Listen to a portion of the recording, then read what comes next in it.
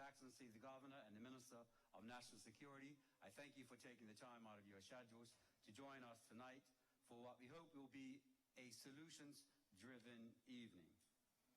The aim of tonight, to remind individuals, is to discuss gang violence in particular and violence in Bermuda in general, with a view to sharing information, hearing comments, suggestions, particularly for solutions to the problem. By way of introduction, in the center of the head table tonight, we have His Excellency, Mr. Andrew Murdoch. To his right is the Honorable Minister of National Security, Honorable Michael Weeks. And to the Governor's left is Mr. Darrin Simons, the Commissioner of Police. I am Lieutenant Colonel Eddie Lamb, the Permanent Secretary for the Ministry of National Security. So for an outline for this evening, His Excellency will open up with his remarks, followed by remarks from Minister Weeks, and then followed by a presentation by the Commissioner of Police. And following that presentation is the part where you get to participate, where we will have an open discussion for comments, questions, and solutions. Just some points for this evening. The restroom is out this door, double door, up the ramp, and the sharp left at the top of the ramp. Tonight's event is being live streamed and will be recorded. And if you speak tonight but don't wish to be recorded later on or included in the recording, see me afterwards privately and I'll take your name and we can omit you from that recording. There are mics available on either side of the auditorium. If you wish to speak, please line up between a mic and I shall indicate and alternate between the mics as we proceed this evening. Now, the emphasis tonight, as I said, is on the solutions. We all know what the problem is. We all know what has caused the problem. So the aim of these town halls is to invite people to come together in order to provide recommendations, ideas, suggestions on how we can heal our community. When speaking, please be respectful. We are all here for the benefit and betterment of our entire country. And we have to demonstrate that which we expect to be replicated. Your questions and comments will be limited to 3 minutes, and I will use my discretion as to whether or not I allow you more time if you're making valid comments and valid suggestions. At this point, I will invite you to put your phones on silent or vibrate so as to minimize distractions for this evening. Now, we're aiming to be out of here by daybreak, so by 8 p.m. or shortly thereafter. And I shall be timing you when you stand to speak, and I reserve the right to invite you to conclude your comments. At this junction, if there are no questions, I'm going to open it up now to His Excellency the Governor for his comments. Your Excellency.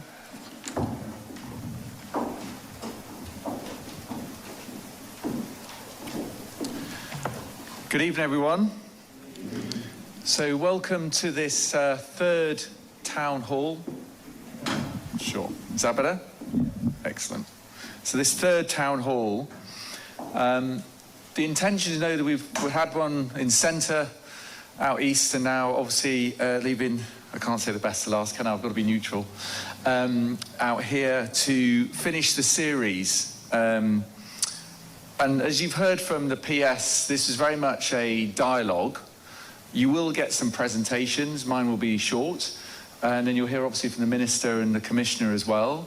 Some of that's to transmit some information to you to help inform the discussion. But the important bit, as far as we're really concerned, is we know what's in our heads already. It's really to hear from you. So why are we all here, the three of us, lined up?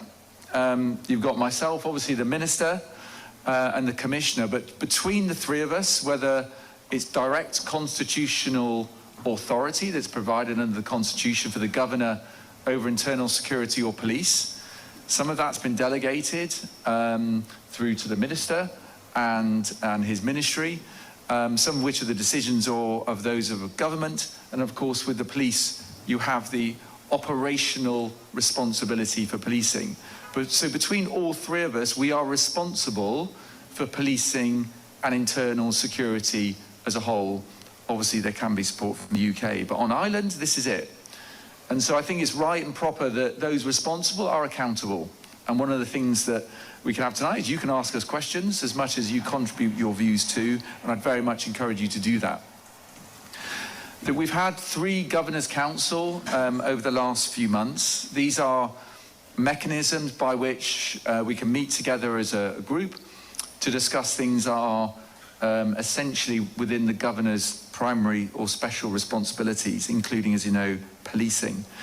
It's cross-governmental, so the Premier is there, and various ministers, obviously, including the Minister for National Security, as well as the police, customs, and the Director for Public Prosecutions. And I can assure you, the sentiment in the room is one, again, of solutions. It's one of informing and action. And within the dynamic in that room, I can also give you my assurance that we are of one mind and one page in terms of dealing with the problem and doing what's necessary to do so. So to give you a sense of some of the things we've been talking about, and you'll hear a lot more about that this evening. So from the policing side, a number of measures to increase the size of the force through accelerated recruitment to get the right people on the island to do more of what the police need to do. And you'll hear more from the Commissioner what that actually means in practice. Some of that is technical expertise, whether it's for a temporary period while those recruitments take place. Other things about equipment and resourcing, some of it's in the covert space, other not, to make sure they can able to make the best use of their officers to deal with the problems.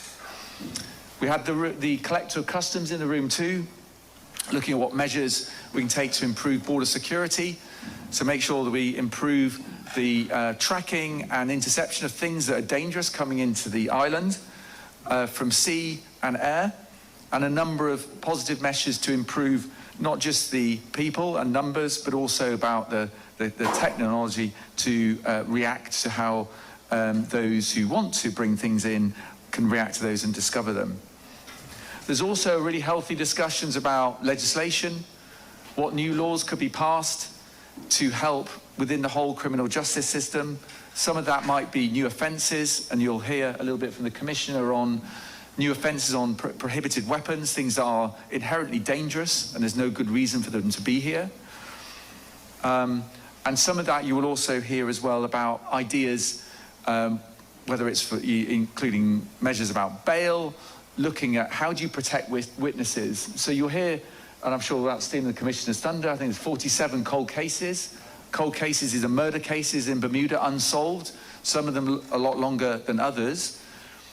And in some cases, having spoken to those responsible for leading the investigation, people know what happened, and they could, if they decide to do so, give evidence to help a prosecution, but they are afraid to do so.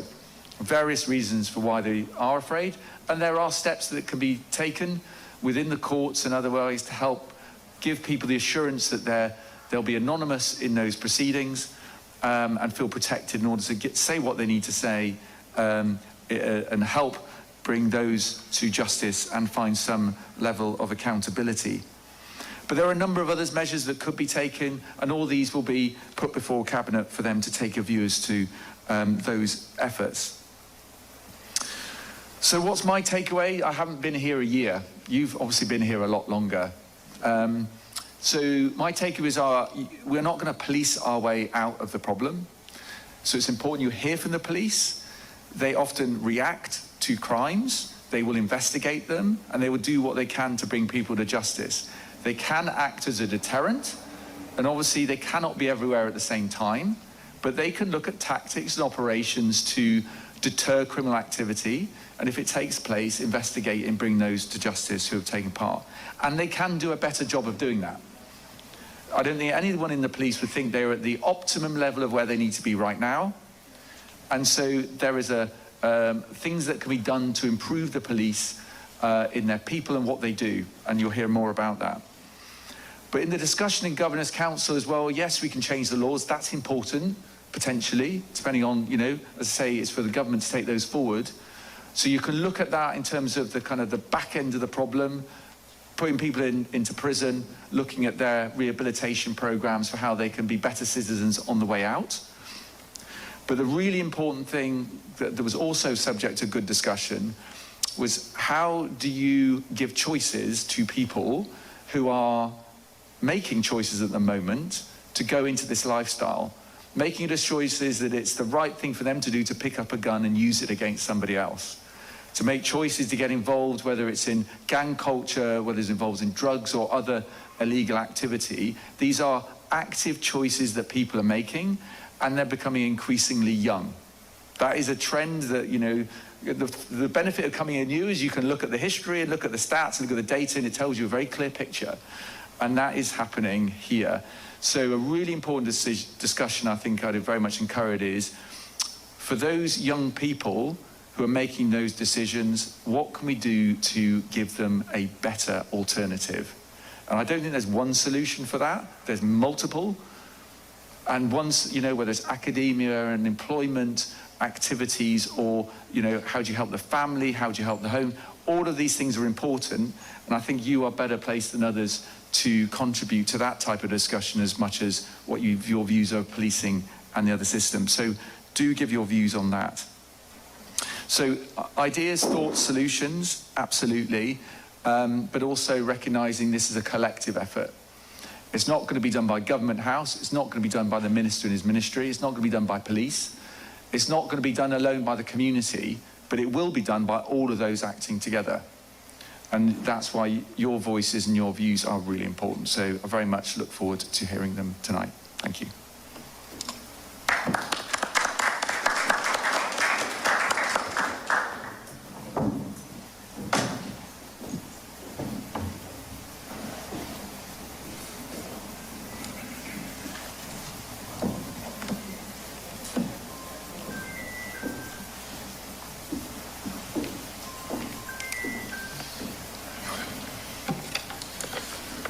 Good evening, everyone.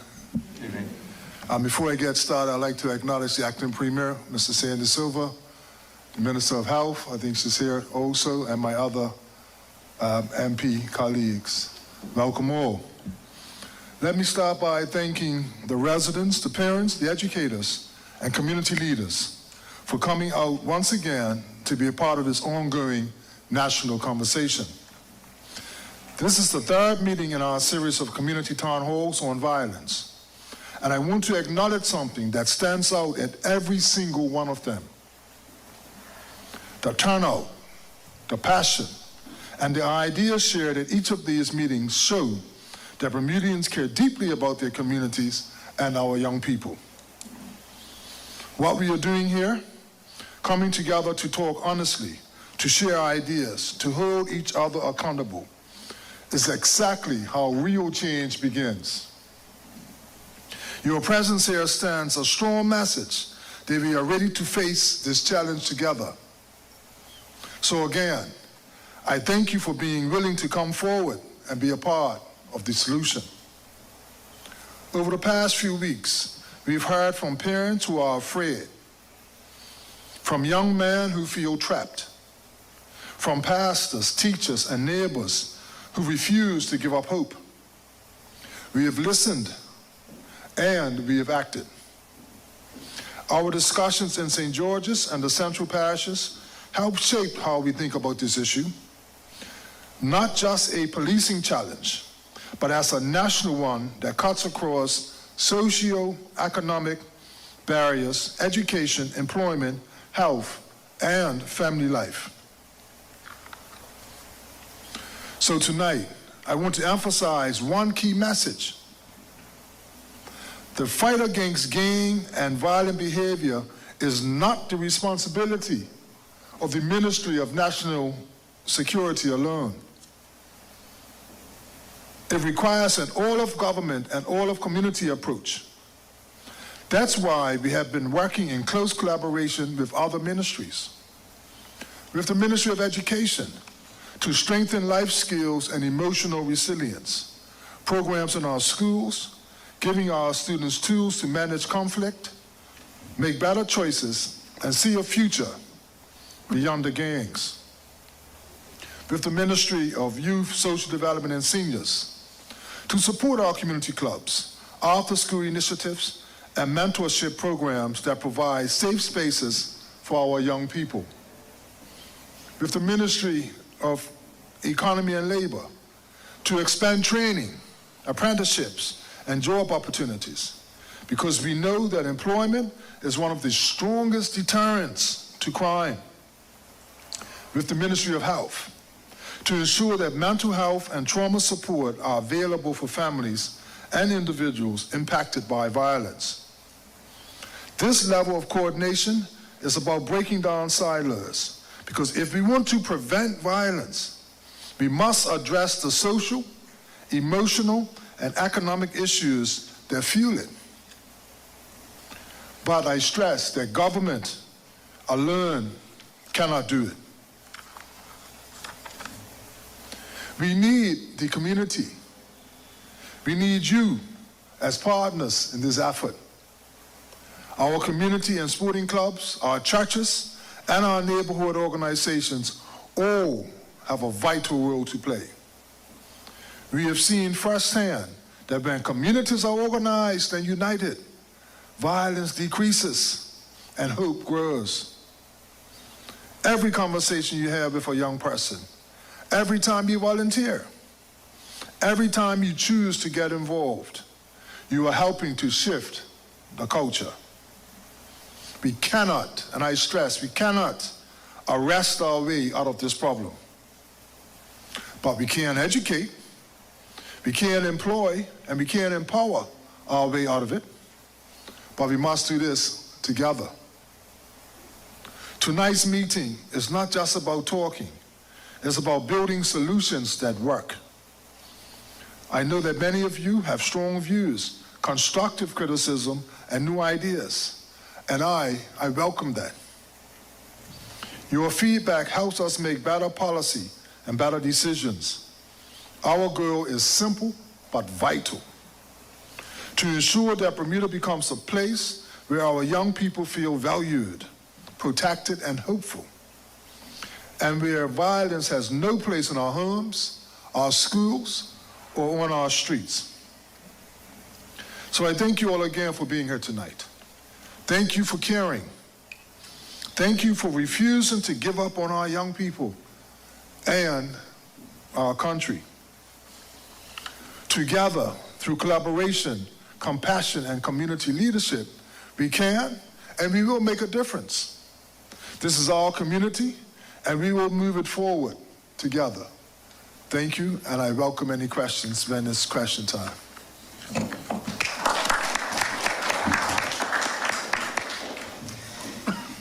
Thank you, Minister. Thank you, Your Excellency. And good evening, all. Good evening. Excellent. I'm going to start off this evening just talking a little bit about the amnesty that we are going to be starting, which effectively or officially kicks off tomorrow. You would have seen some reporting in the Royal Gazette today, some pictures of some of the items that we're looking to get off the streets. And so for a month, starting tomorrow, ending the 17th of December, we're having an amnesty around prohibited weapons. So basically, as it stands right now, there are 11 prohibited weapons on the prohibited weapon list. And these are items, many of them are knives, they're some of the new ones are what we call like a zombie knife, brass knuckles, concealed knives, cyclone knives, butterfly knives, flick knives. These are all basically articles that no individual would reasonably have in their possession. And certainly we don't want to see them sold in Bermuda. We don't want to see people possessing them in Bermuda. So they are being made illegal. Prohibited is the word that we use. And you're not allowed to possess, carry, sell, be concerned in selling those items. Now, before we make the 8 new ones unlawful, and full descriptions are in the newspaper and will be in tomorrow's media also. Before we make them illegal, we want to give people a chance to hand them in the event that you have them. And you can see we've got, we're calling it an amnesty bin, and we're going to have in 6 locations throughout the island. 3 of them are going to be at the police stations. 2 of them are at the Gorham stores, east or central and west, and the other one is at Warwick Camp. So those are the 6 locations that we're going to start with. We're going to make an assessment a week in to see, do we need other locations, or would other locations be beneficial? And we may announce some other location as time goes on. But we're going to start with the 6 that we have.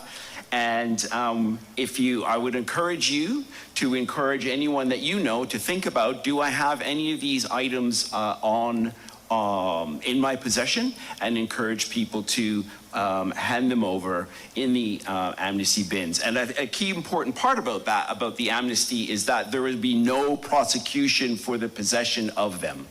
So you can appreciate that 11 of them are already illegal, and all of them, it would be illegal to have them in a public place.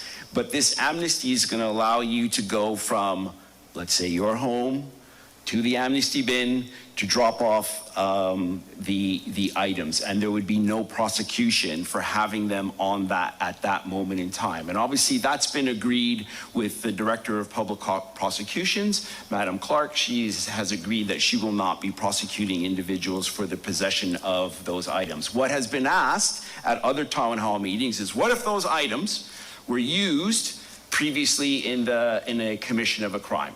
Well, the reality is those crimes are still going to be investigated, and if we have sufficient evidence, individuals would be prosecuted for the crimes that arise out of the criminal use of those items.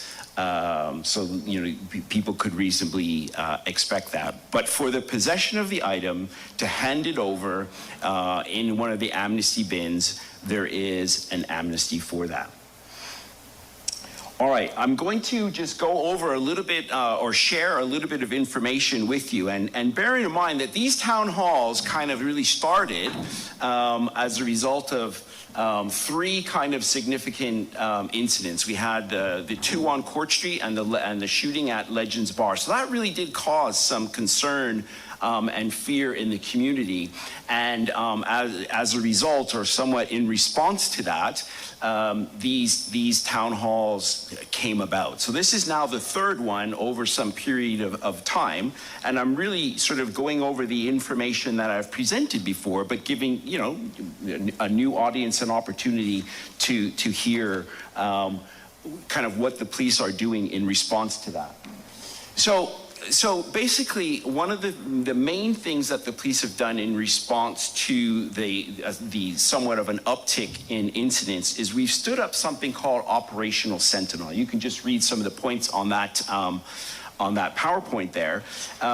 Not sort of mentioned there is that Operational Sentinel, basically we took about a group of 20 officers, and we dedicate them day in and day out to focusing on targeting gang nominals. So these are some of the highest harm causers in the land. And we have a very focused effort. Our efforts are intelligence-led. These group of about 20 officers have come from throughout the organization.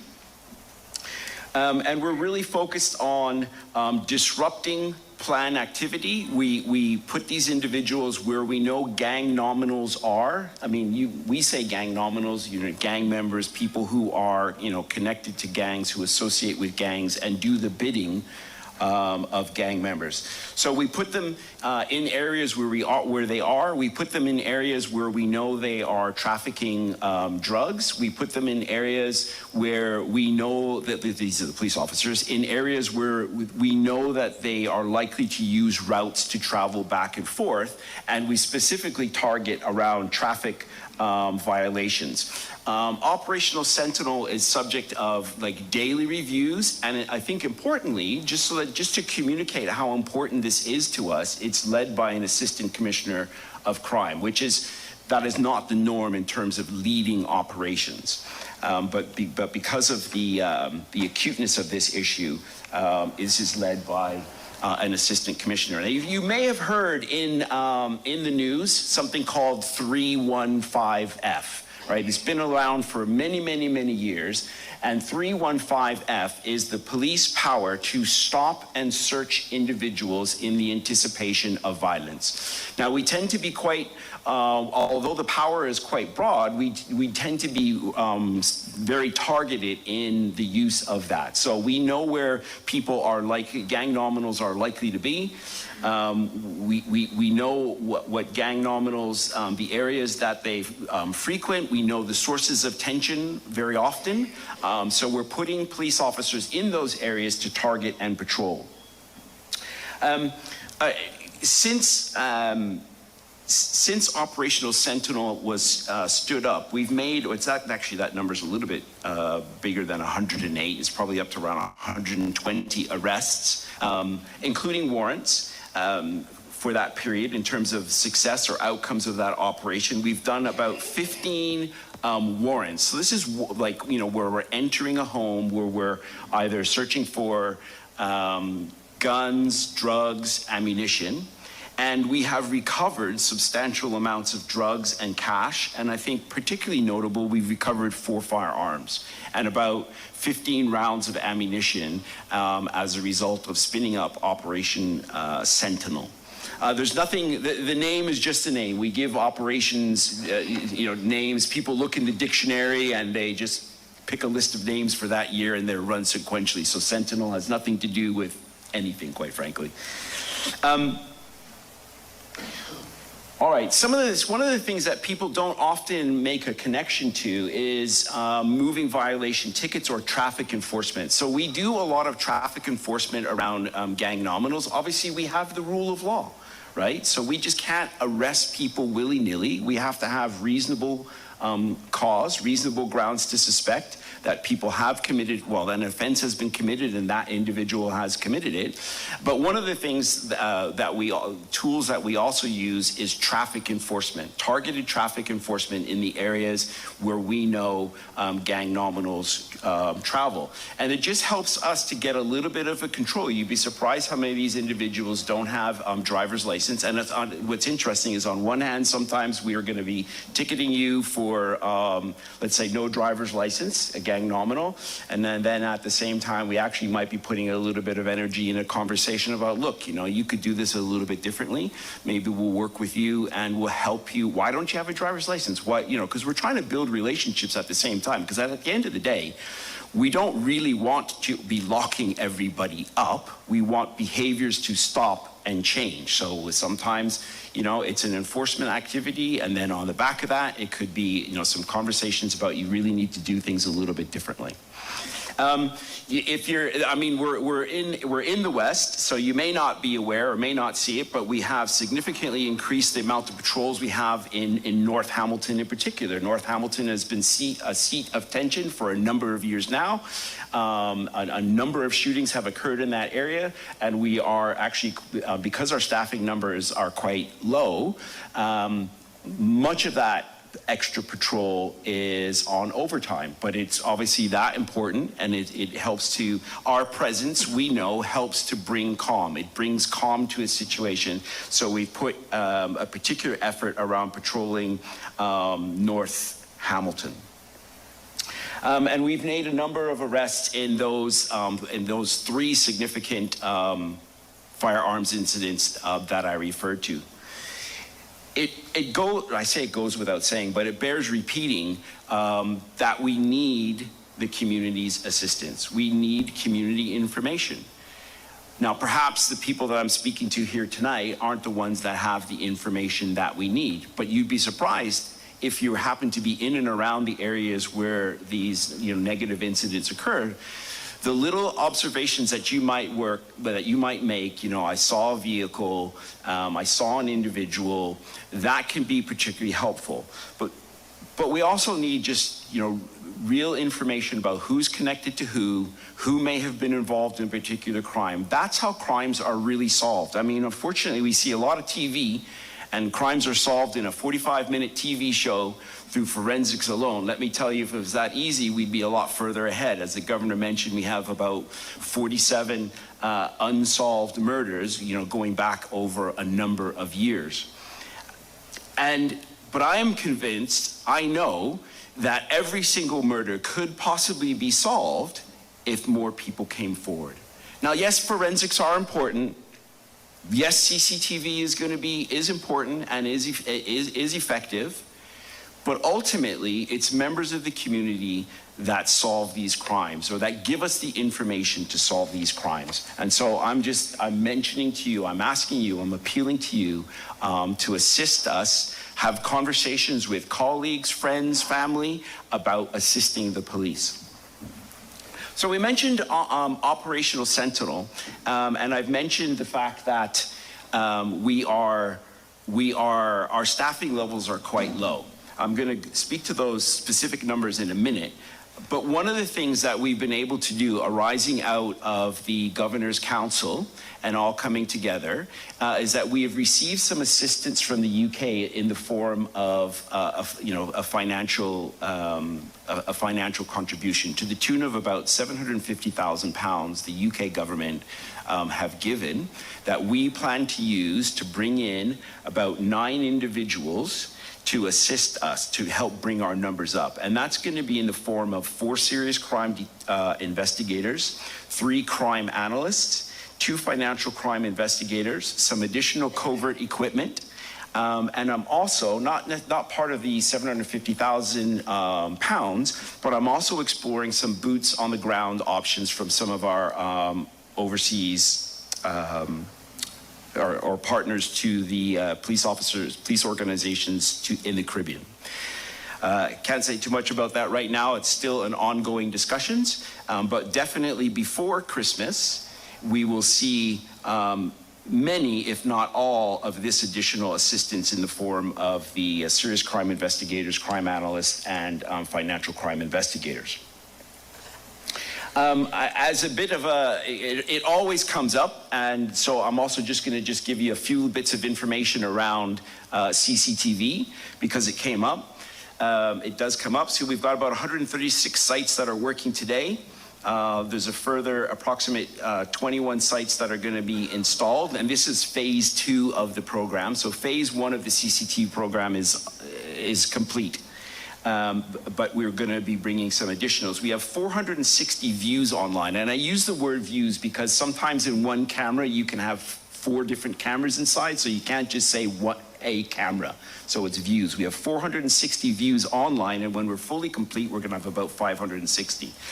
Some people have asked, how relevant or effective is the CCTV? So we've had, that number has actually gone up. We've had about 400 requests for footage. The vast majority of those, the overwhelming vast majority of those are internal. So they're police officers that are involved investigating crime, and they have written to the CCTV department, hey, do you have any CCTV that covers this period, this location? It would be helpful for my investigation. The overwhelming majority of those have been complete. And it was very much a part of the news, the most recent murder on Court Street, that there was cameras right at that junction. That murder happened, I think it was around 4:45, and those cameras literally came online about 5:10, 5:15. It was planned, it was all scheduled to happen that during day. It was just unfortunate that they weren't able to capture right at that location. However, like I said, we've got 460 views online, and we were able to capture about 20 minutes of footage relative to that incident. And obviously, without going into it a lot of detail, I can tell you that has contributed to recovering substantial evidence and contributed to be able to making an arrest in there. And so I just highlight that CCTV and the investment in CCTV is working. LPR, license plate recognition, we've got about 12 of them that are active right now. That's so that we'll be able to know that a vehicle went through that location at that particular point in time. You've heard the news that we are going to be doing some speed cameras. There are about 28 different speed sites that are planned, and that should probably be coming online, I'm going to say, towards the end of summer in 2026. All right, so I know we talk an awful lot, or what preoccupies our minds, and rightly so, what preoccupies our minds is the violent crime. But what people often don't realize is that Bermuda, in terms of all crime, is really at we're not all-time low today. I can't say that exactly, but we are at some of the lowest all crime, since the top of that chart, with the highest part, over 6,000 crimes a year, is in 2000. And you can see the bottom of that chart at its lowest is 2024. That's the very top line. I don't know if that's, okay, that's not working. The very top line is the all crime line, right?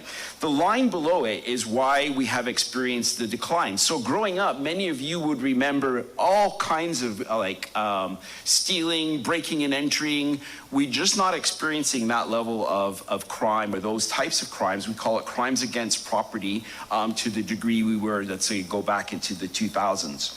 Unfortunately, we looked at two bottom lines. That is crimes against property and crimes against the community and crimes against the person. And you can see those lines, for all intents and purposes, are really flat. So there's not been a significant change in the amount of crimes against the person. Now, we would clearly say that the nature of that crime has changed since the 2000s. We're now experiencing where there are many more murders. The highest amount of murders I think we've had in any single year is 8, and we've hit that number at least twice. But the total amount of crimes against person has stayed relatively the same over the years in terms of counting the numbers of index. Now, in the next year or so, we're going to be introducing something called harm index, because not every crime is the same. So if you count, a murder, let's say, the same as you do a minor assault, it's 1 and 1. It doesn't really convey how much harm is being done. So from a statistical reporting perspective, we want to introduce information around the amount of harm that's being done, and we call that the harm index. All right, so looking at firearms fatalities and injuries, I know this is a very busy graph. The points that I want to make, or the points that I want you to take home, are really obvious just by looking at the picture, not all the detail. So the very top line, which is I think blue in color, is the amount of what we call confirmed firearms incidents. And that absolute really high peak is in 2010. So in 2000, you can see, an escalation from very little in 2008 in terms of firearms incidents to a just, very significant peak, over 50, maybe near 55 firearms incidents in 2010. And those firearms incidents, when I say confirmed firearms incidents, we get, if I had to put unconfirmed on top of that, it would almost be double. So confirmed firearms incidents is when we just absolutely know a firearm is used. So we've gone to the scene and we've recovered shell casings, or somebody was injured with the firearm. So there's no question that a firearm was discharged. So in 2010, we hit as high as 55, and you can see the number is going down. The other piece that I want to draw to your attention is the green line. Now, the green line is bladed weapon injuries. Hence the change in prohibited weapons, hence the increased focus around stop and search. So that line, you can see, is just, rapidly climbing up a hill. That is not the amount of incidents that the police have been called to. This is where metal has pierced skin. Somebody was injured as a result of a blade. And in 2023, this chart ends at 2024. I wanted to put whole years, because if I did 2025 not being complete, it just skews the graph.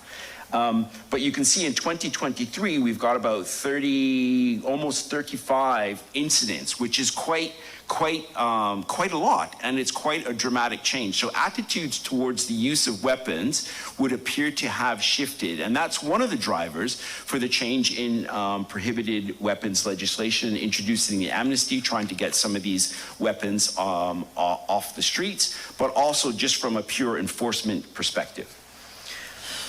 Okay, just from some operational context. All right, for me, this is one of the biggest issues facing the Bermuda Police Service is just sheer numbers. When I joined this organization, there were 480 police officers. Today, we are at 300, that's actually slightly wrong, we're at 378, okay?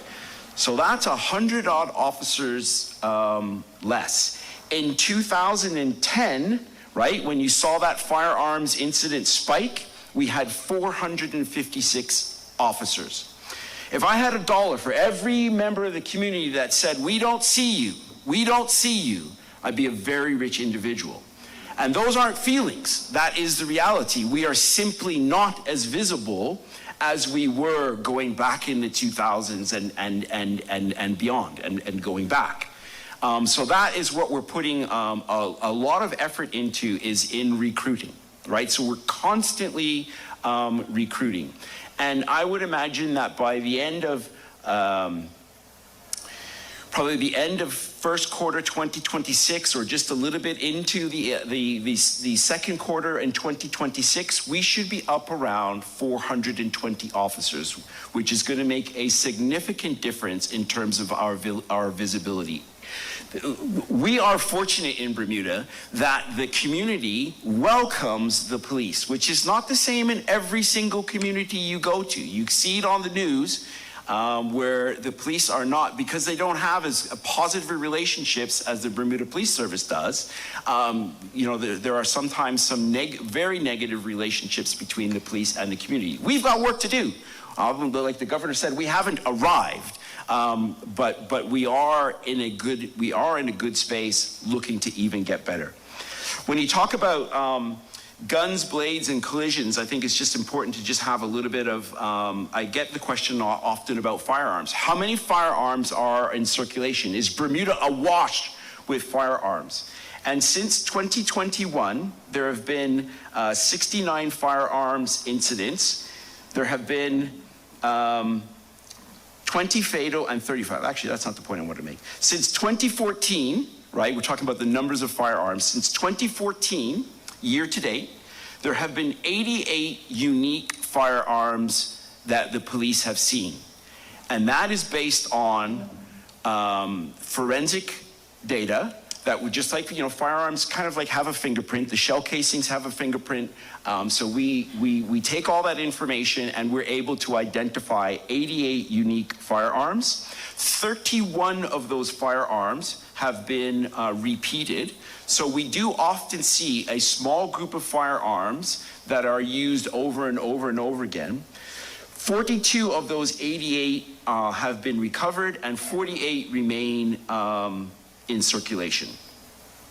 Of note, the incident that happened, the murder of Ms. Miners on Court Street, that firearm actually was used in 13 other incidents. So the question about whether Bermuda is awash with firearms, the numbers are there, 88. 31 have been repeated. So what we have seen over the years is the repeated use of firearms. And very often, from a policing perspective, we can tell who may have, at early days, we can tell who may, which gang may have been involved, because we've made ballistic links. High-level overview, there are 11 active gangs in Bermuda. Nearly all firearms incidents are perpetuated by Bermudian gang-connected individuals. Now, so you're saying, Simons, why you even mention that? Because in other places, that's not the case. In other places, because many of our Caribbean neighbors, and indeed in many of the overseas territories, are experiencing some of the same challenges that we are.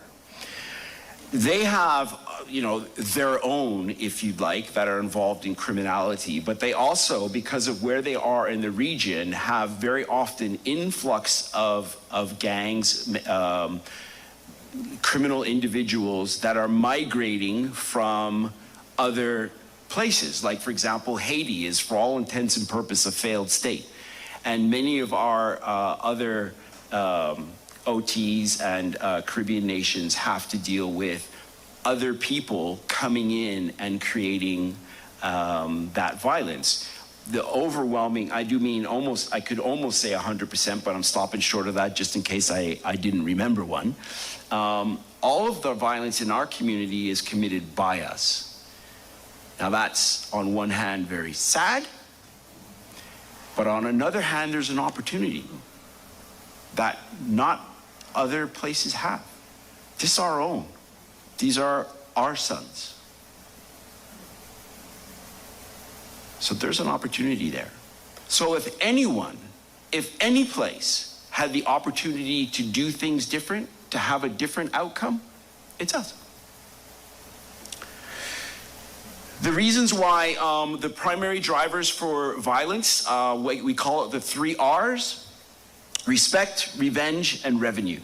That's what drives some of the violence. In the early days, if you all can remember 2005, 6, 7, a lot of this was, you heard about, and it was in the news, chain snatchings. You know, somebody snatched a chain, it would just, you know, the police would be reporting out. And then, of course, you know, one group snatches a chain, or a couple of individuals snatch a chain, and that just creates tension, and then it goes in this tit for tat kind of thing. Eventually, somebody started shooting, and then we're just back and forth, back and forth, back and forth. And you all remember the days 2010, 11, 12, Parkside, and 4-2. Those were the 2 main gangs that were connected. Gangs sustain themselves, which creates an opportunity around drug trafficking, acquisitive crime, acquisitive violent crime. Acquisitive crime is stealing, like they're acquiring things illegally. And they're often gang nominals against gang nominals. All right, I think that's going to be it for me. I think we're going to open it up for some questions. I don't know if you want me to send her, or are you going to moderate? Yeah. Okay, all right. Thank you very much.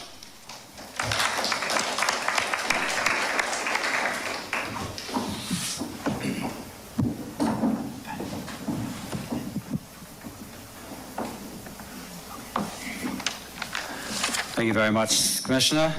This is the part in tonight's activities where you get to participate. So the mics are on either side. I welcome anyone to line up behind the mic, and I shall invite you to speak. And I shall be taking some notes for tonight as well. Sir? Mr. Luby, are you standing to speak? Yes, I am. I have a duty to remind you about the 3-minute rule, and also to remind you about the emphasis that we're here tonight for solutions. Sir. Evening, all. Governor, evening. This might seem to be a little bit over the place, but there is a point, so just bear with me. As long as you do it in 3 minutes. No worries. Governor, when we as citizens go and sit down with our MPs and our ministers about different situations that we as citizens are dealing with in reference to governance problems in Bermuda, we are met with responses like, we have dropped the ball and whatever. There's no scenarios where we see these political entities actually finding the ball, picking it back up, and creating solutions for the issues that we in this community are facing.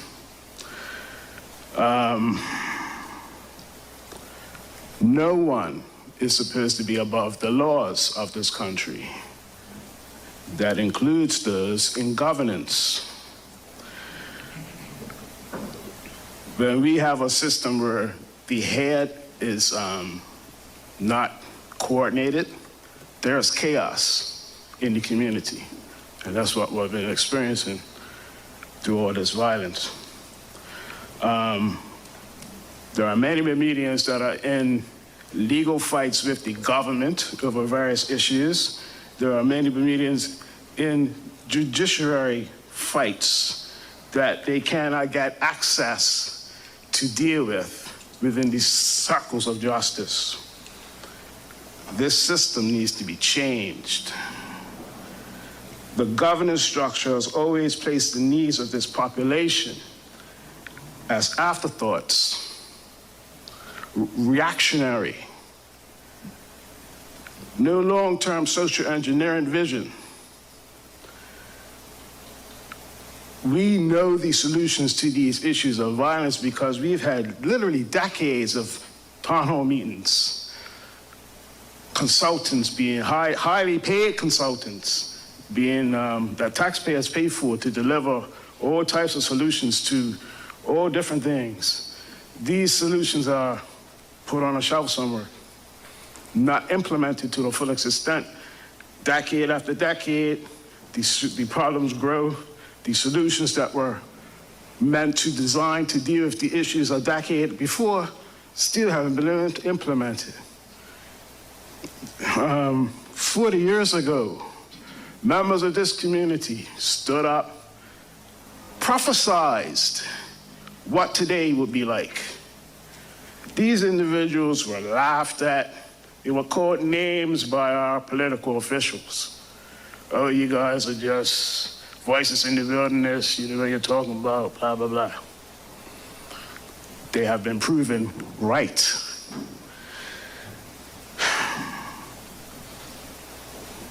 Root causes. Previously,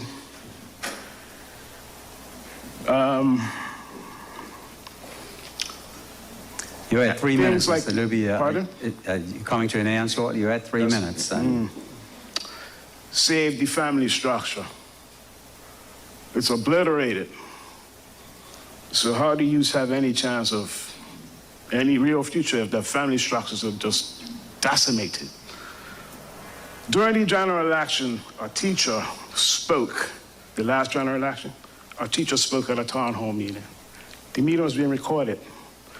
She had to ask the recording to be stopped so she could speak her experiences and other teachers' experiences about what they're seeing, warning signs within the middle school segment of the education system.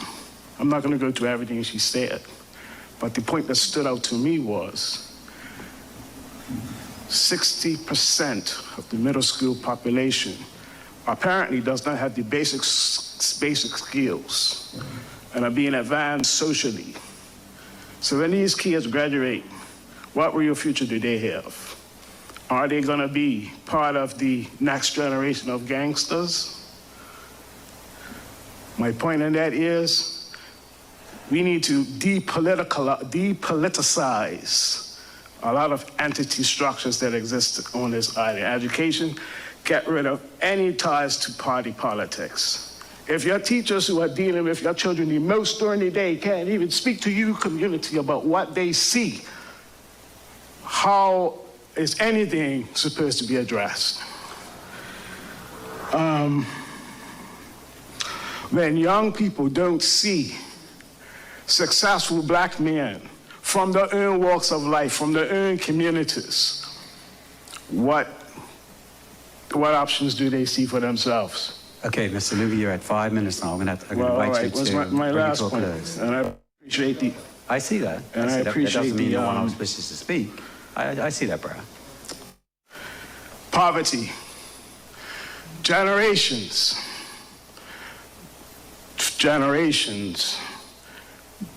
Bermudians have been earning below the poverty line that has not really been identified. We have now become this powerhouse, economic powerhouse for financial services, IB and everything. It is time for this population to take control of your governance system to the point where solutions to end poverty, such as a sovereign wealth fund that has no ties to anybody in government. This fund should be used to eradicate poverty in Bermuda. Pay Bermudians monthly dividends where they have the actual capital to do things instead of barely surviving. And I'll cut it short there. I appreciate the indulgence. Absolutely. Thank you very much, Mr. Luby.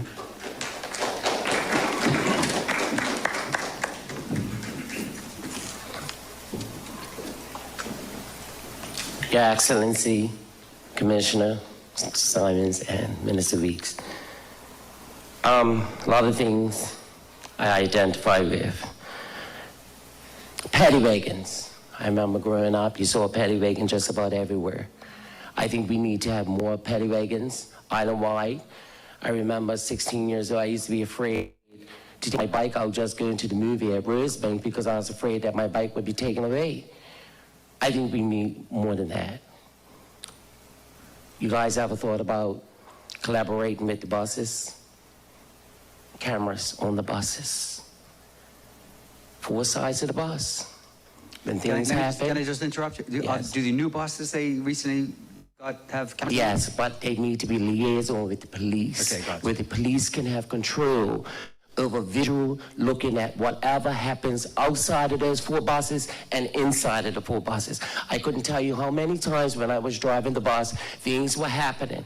Police will stop the traffic, but they'll let the bus go. And I'm like looking at the police officer, he's on the goddamn bus.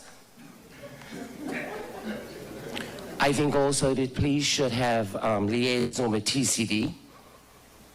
Whenever time when somebody buys a bike, cars, it should be liaison with the police to let them know individuals have sold their car. Now they now have this car. Police needs to have a more active role on what goes on in Bermuda when it comes to vehicles. Remember, everything's a privilege in this country. Everything is a privilege. That leads me to say that I lived in New York for a number of years. I was there a witness when Rudolph Giuliani cleaned up New York. Now, when Rudolph Giuliani cleaned up New York, why can't we clean up Bermuda? Inconvenience people. When you go in a neighborhood, shut it down. Remember, grandmas were Facebooks way back in the 1960s and 70s before Facebook came out. People knows what goes on in the neighborhoods. Inconvenience people. People's got to catch a flight. You're not catching it today unless you tell me something. Inconvenience people. Search everybody, go back to the time, searching people coming back into your airport. You all remember that? We could do it again. These are things that needs to be done. You always hear about stuff coming in people's suitcases. Well, hey, I remember catching a flight back home. I knew I was going to be at the airport 3 hours if I had to. You got to get back to those things, guys. Don't worry about what Bermudians have to say. You got to do what you got to do in order to serve crime. Stop the crime, I mean. Insurance companies. I would like to see insurance companies come together, buy these buildings, these properties that's all in Hamilton. You got people that's coming to Bermuda, these expats that's used to city living. If the insurance companies buy these properties, build these buildings, make these apartments for their staff, the people that work for them, that will help the Bermudians with low-income housing. It's crazy out there right now, you guys. People now are taking 1-bedroom apartments, studio apartments, husband and wives with children, doing the best that they can. But I think that if the insurance companies play a role in doing that, grandmas can be back home looking after their grandbabies. We have to try and do something here. You know, we have to do our best. People look at me because I'm an openly gay man that I can't do this and I can't do that. Well, let me tell you a story real quick. Long story short, my nephew was sitting on the wall one day. I was driving the bus. I didn't like what I saw. He was at the age 13 years old where it was crossroads with him. I stopped the bus in the middle of the street. I was doing a 5-hour tour. I said, get your ass on this bus. I said, let me tell you, I'm okay. I said, get your ass on this bus. You're going to smile, and you're going to say nothing until we get to town. Did you make him pay for the tour? Listen, he paid many ways, right? I said, I can save you, but I can't save your friends. My nephew today, now an actuary. That's the village, right? Where I did what I had to do as his uncle, and I saved my nephew. That's what the village From looks like. Somerset. right? So all this shit, excuse me, I'm sorry, hey, yes. all this stuff about, you know, families, you gotta do what you gotta do. You gotta save your niece, you gotta save your nephew. We have to come together as a family. You have to do what you gotta do. You don't know what your children are doing. I was in Somerset the other day at a funeral. You know, one of the matriarchs of Somerset died. And I'm standing there, I'm looking at the graveyard, and I'm looking around all the leading matriarchs of Somerset. Leading matriarchs of Somerset, men and women.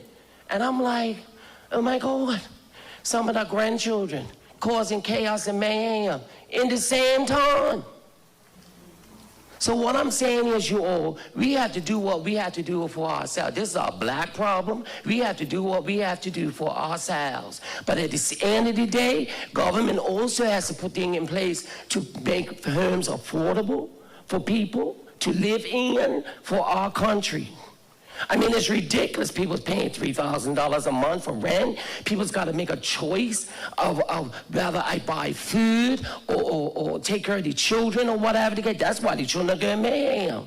Because parents are making, what, 2 and 3 jobs a day, and with children out there doing whatever. Okay, sir. Insurance companies. Thank you. Thank you very much. Very common sense suggestions. Thank you. You want to speak to the paddy wagon thing? We do liaise with TCD, so every time there's a change of vehicles, we know because we have access to those systems. In terms of paddy wagons, ironically, we've actually just purchased a couple of paddy wagons that'll be here in the new year because we recognize that when we did patrol like that, it had an impact on individuals, and we want to get back to that kind of enforcement. You mentioned when Giuliani cleaned up New York, they refer to that as CompStat and the broken windows theories. One of the things about that particular effort that was made in New York, and it was because I was way back before in the 90s, you know, before that happened. And if you were in that, you know, where you saw guys doing dice and cards, and then there was a cop on every junction. Yeah. Right? And so it went from not seeing that to a cop on every junction.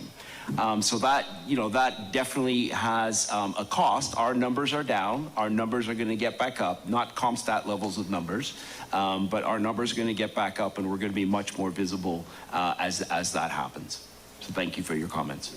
Yes, you actually say? Excuse me, I'm sorry. Thank you. Thanks for the contributions. I thought that one of the remarks you mentioned about inconveniencing people, and whether it's those measures, you know, airports or others, but it triggers in me, there's a philosophical and there's also a practical issue about this, because as a community and a society, there's always a balance to be struck between things like freedom of movement, privacy rights, you know, efficiency in moving through airports, the fact that you feel a presence of a police officer and authority figures in your communities, in the sense of, you know, the state interfering with the ability to go about your normal business. And there's a spectrum. So at one end, you can have all complete freedom, say what you want, move what you want, and do anything, but there is often then people can exploit it. So in this kind of discussion, it's actually really interesting to feel what people, you know, innocent, law-abiding citizens are prepared to put up with for the benefits of wider society. And it might well be inconvenience, you describe it, or other interferences, what others would describe as privacy rights or others, because these things can be interfered with for the public good.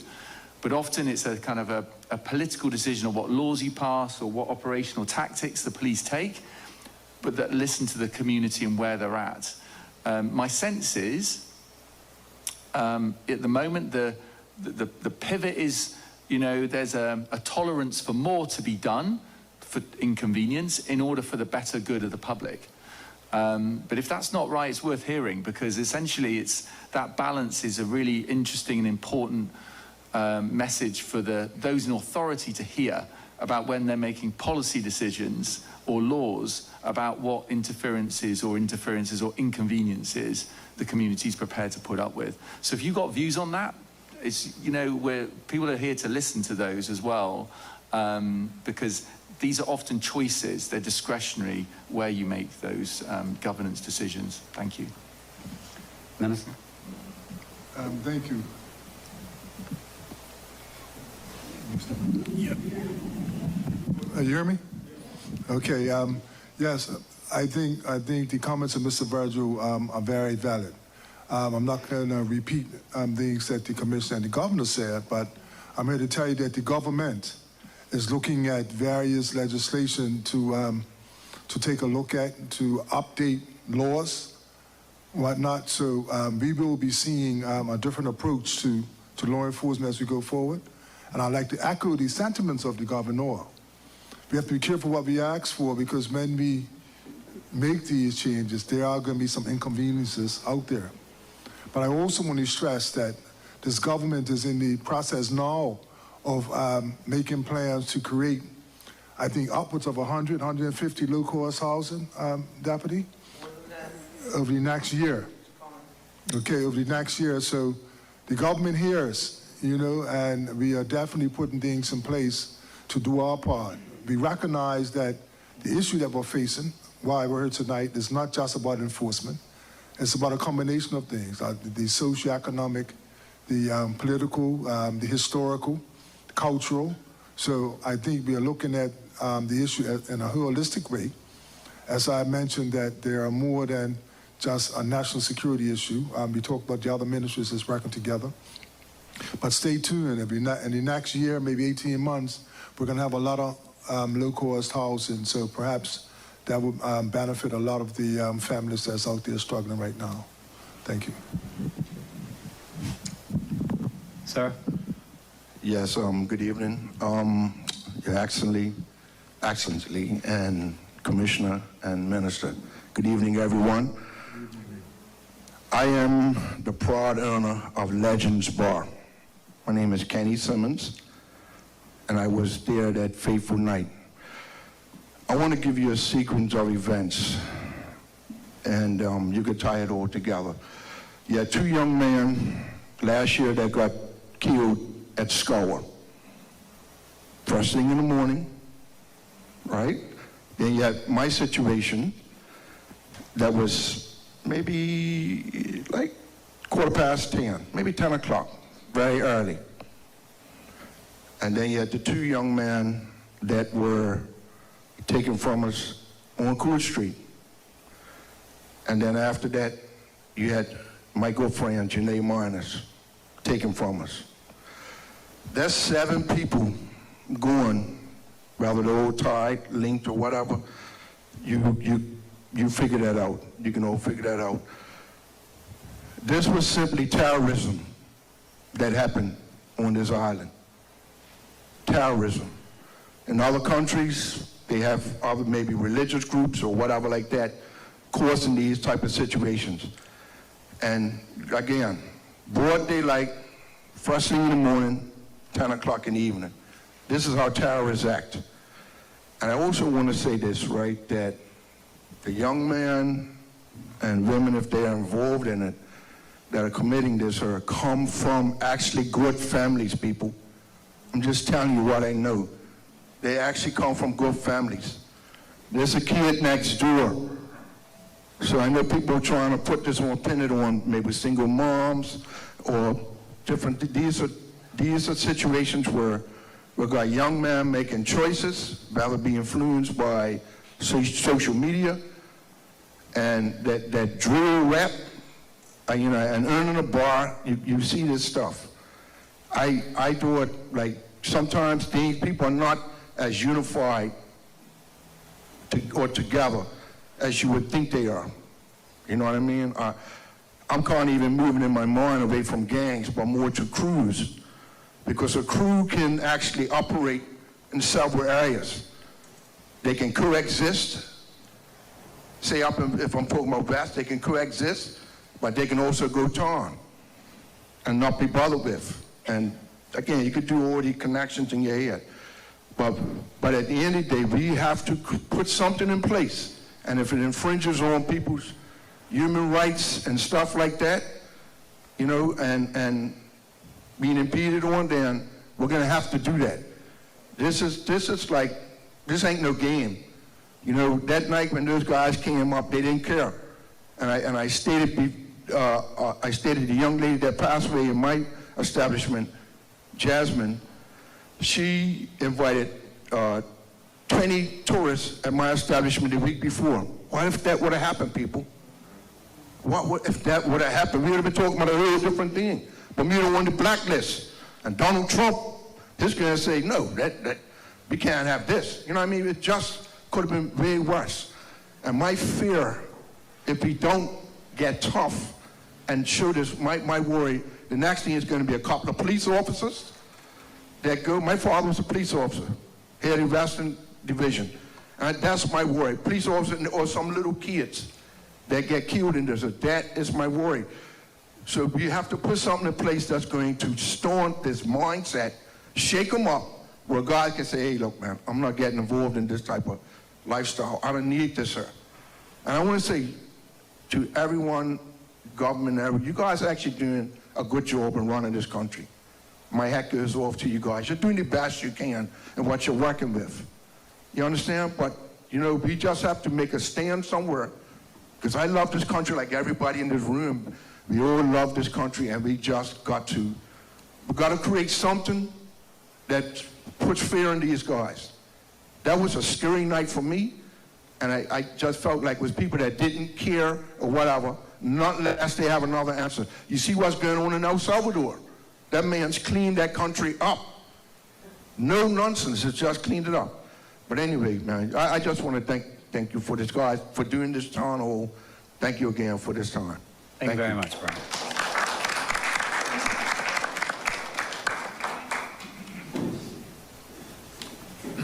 Yes, sir. Good evening, everybody. Good evening. I'm hearing tonight that basically, how do we deter these youth, grown men, children, from what I've seen and heard? How do we do that? I'm going to ask a few questions.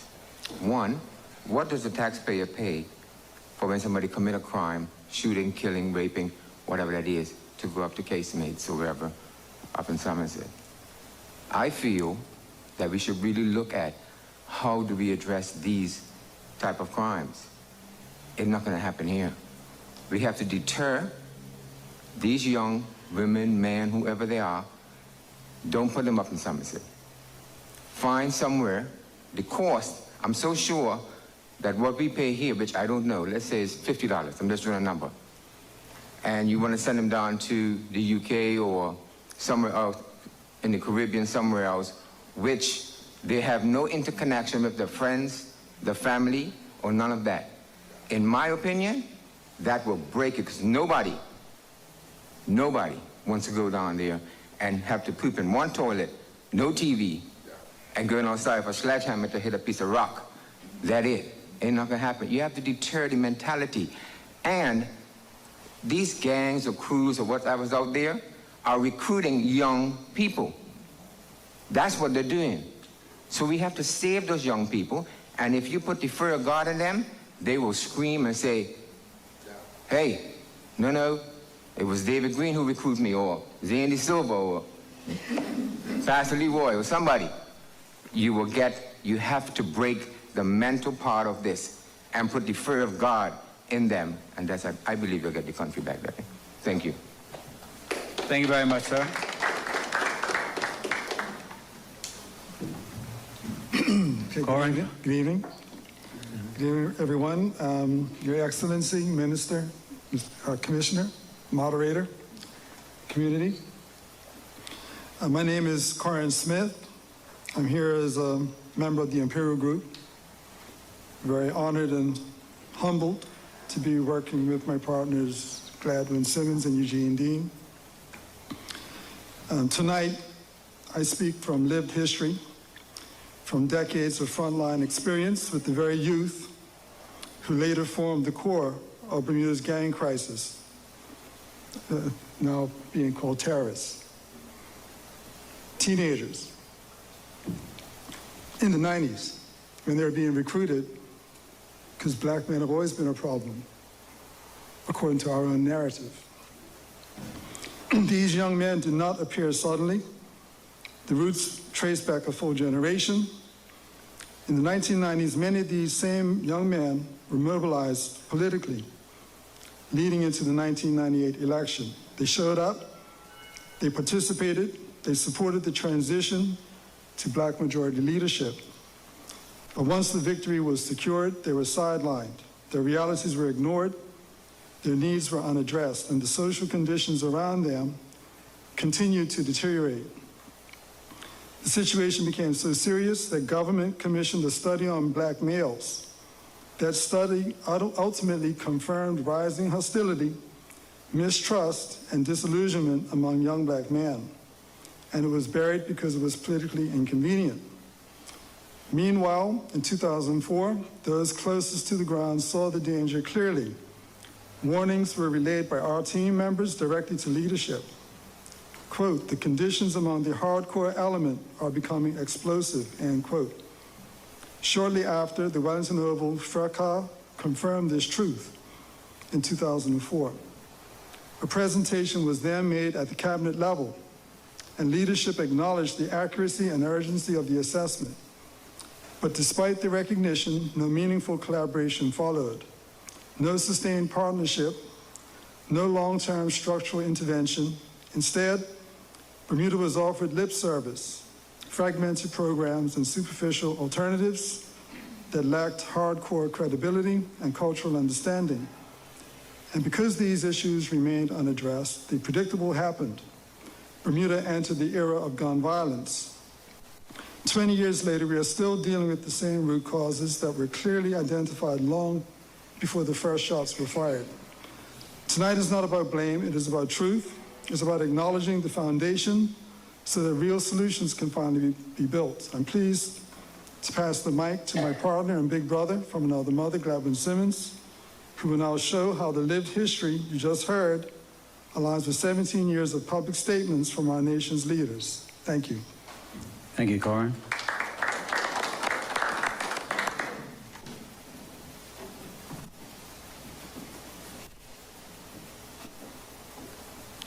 Good night, Bermuda.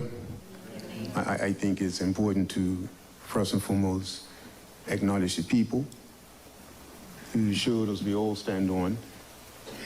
Our honorables, Weeks, Excellency Murdoch, and the Commissioner of Police. All right?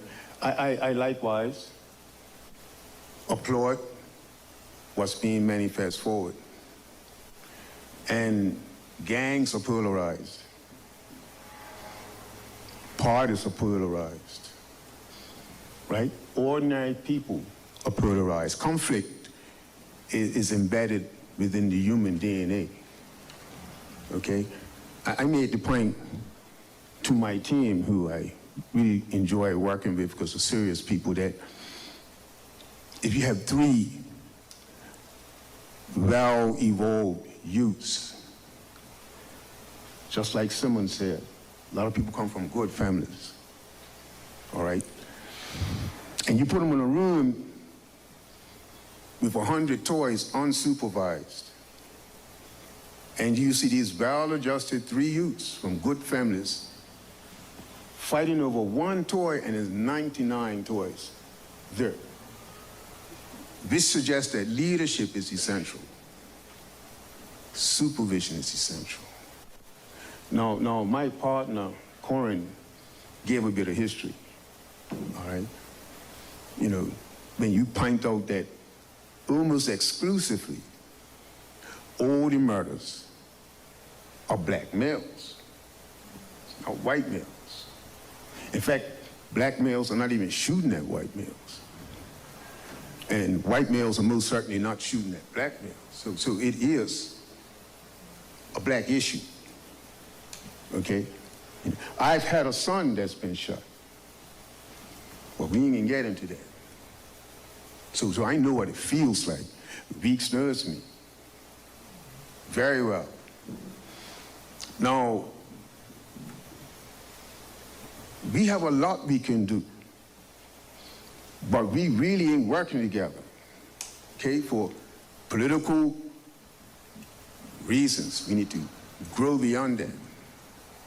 okay? Particularly people that are in power. Because the people that's in power, like first and foremost, I'm first responsible for setting the example, not the people that ain't, okay?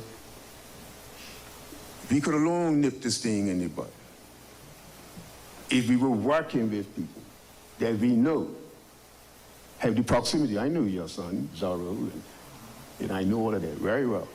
Quentin and all the boys. Both in time. My brethren, Leroy Pastor Bean, you guys are tight. He knows the political vibe. Dale Butler. I was the first to show the PLP that what we are experiencing now was coming before it happened. Dale was her. He was in cabinet, along with Ashton DeVan. That's when Jennifer Smith was in party, right? I came and I said, yo, things are about to jump off of our black youths. People didn't have a clue, okay? And now we're generational, all right? This is great that we can actually bring people together. I'm impressed because, as you all are saying, it's a clear indication that people are concerned, very concerned, but it's a lot you all don't know. You know, I mean, I come from this street, okay? I'm in Supreme Court, I'm in a heroin addict, right? I know this street. My youth's been shot. You know, I'm very close to all of this here. So I'm saying that it's not like we don't have what it takes. We're just not embracing it. Thank you. Thank you.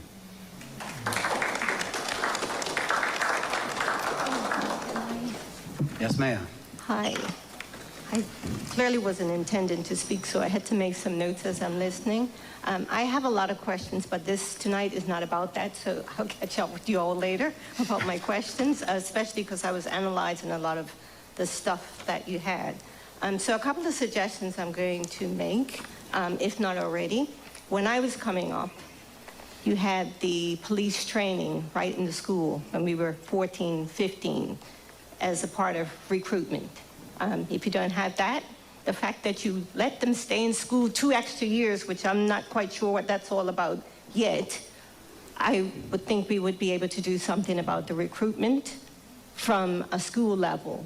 We're talking about signature schools, trades. Why aren't we having this? We're looking for police. We're trying to hire police. And not only from the policing, you had up statistics about the FIA, which is financial crime, which is a big part of my background, working for the IMF, being a regulator, training the actual first FIA and speaking to the Egmont that first came to Bermuda Police before you were. These types of training are available in concert with Bermuda College. They're not pushed anymore. While these lot are in school, these are things that we could be doing right now, adding to the school. And I've had people ask me in the schools, can they do that simultaneously, training them, letting them get their certifications, which actually bring them at master's level before they even come out of high school and into these IB jobs, talking about poverty and things like that, bringing their salaries up.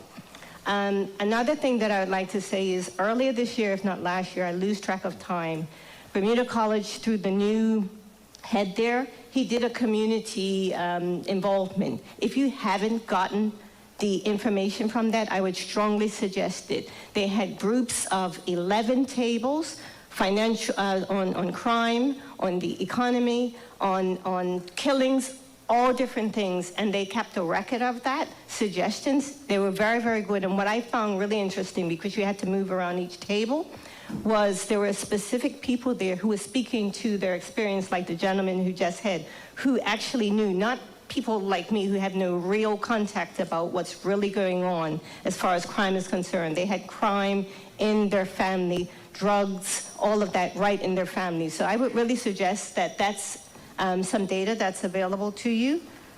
Can I read my own writing from here? Again, numbers. I think there's a bit of cynicism about, and I'm really glad to see the number of men here. I always hear you can't get Bermudian young boys because they can't pass the drug test. Not true. And I'll take that up with you personally afterwards for specific things. What else do we have here? Judicial calendar. I hear you talk about you're going to be passing laws. To the extent that the judicial calendar normally runs about 3 years in Bermuda before you even get on the slate. I don't know to what timetable we can, but if things are of the essence, that they move up in the calendar, and who actually is drafting that. Because a lot of times I find that things are drafted, but they're not drafted with professionals who's been in the industry for so long. So in my industry, we actually use the lawyers who have been in practice for 10, 20, 30 years, and we offer our time for free so that you do the actual drafting properly and easily. And I see a lot of legislation in countries that we don't just, you can kind of yank them and adapt them much quicker than actually coming up with the, and then I think prisons is my last thing.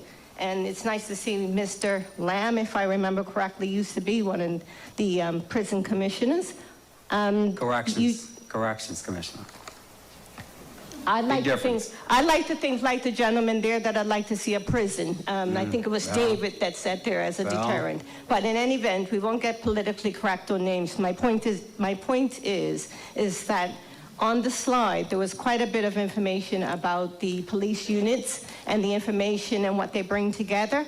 There's a lot of information within the prison system, within the gangs, which is why I take to David's point about, I don't know if you can actually do that, the legalities of moving them to another country, but a lot of this gang-related communications happen still while they're in prison. That is correct. And a lot of them don't have the programs that were in place when you were there. Okay, thank you very much, ma'am. I think I owe it to the audience just to clarify a number of points you made, particularly around legislation. I just want to say that the Attorney General's Chambers has a whole section of drafters. Nobody, allow me, who are highly competent and highly professional and very skilled, who draft legislation every day of the week. And it doesn't take 3 years for, pardon? No, I'm only clarifying that it doesn't take 3 years. Oh, wow, okay. No, it doesn't. But my point is that a minister can bring forward a piece of legislation and be done in this session of the House. It doesn't take 3 years to enact or amend a piece of legislation. I'm just clarifying that. But maybe I missed your point. You said a 3-year cycle, and I'm saying it doesn't take 3 years to enact or amend a piece of legislation. Brother Eugene. Yes. Greetings. Greetings, Your Excellency, Minister Weeks, Commissioner. Greetings, everyone. Tonight I wrote what I had to say so we don't get any entanglement about timelines. Well, you see, I've been very generous tonight. You've been very generous tonight. Reading the room. Well, Carry on, my brother. Carry on. So my partners came up and spoke. I'm also from the Imperial Group. And, you know, Gladwin was saying that the capacity to address this exists. It's just about how we align and work together. So I just wanted to speak a bit about our model and what we see as a way forward, you know. So our whole model is designed to bring together all the things that everyone's been talking about tonight. You know, the national call for collaboration, all the historical truths, all the data and things that's there. But somehow we need to turn that into like a real practical, coordinated and measurable system. And these are the 3 pillars that we see that standing on. One, you need to address family stability and parental accountability. We need a lot of parental support and coaching, comprehensive services for high-risk households, crisis intervention teams, behavioral and developmental support pathways. This directly aligns with all the calls I'm hearing from everyone in front of us and from the community at large. The next thing is we need to mobilize the community and we have to engage the youth. What I notice is that as the problems increase, as a community, we were distancing ourselves more and more from our young people rather than engaging them. We have to rebuild the trust that's eroded over decades. We need community intervention hubs, train credible community mentors. We used to just grow these people, but now we actually have to train people. We've fallen out of touch with a lot of these things that really were pillars in our community. But we need more mentors. We need culturally relevant engagement strategies.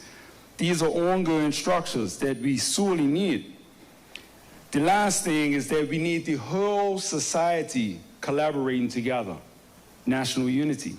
Everyone, police, schools, churches, agencies, families, private sector, all working from one framework, one timeline, one set of indicators, one national prevention roadmap. This creates an ecosystem that Bermuda has been calling for since 2008. So what do we need from the governor and the commissioner? We're not here asking for money. There's enough money in this country. If we can work together, we can access it and use it to address our needs. We need a public endorsement confirming that community-driven prevention is essential and aligned with the National Violence Reduction Strategy. We need formal collaboration pathways with the police, not operational policing, but coordinated prevention touchpoints, shared indicators, and youth engagement referrals. We need integration into the existing national strategy as grassroots community people, ensuring that families, agencies, police, and communities operate as a unified system rather than isolated parts.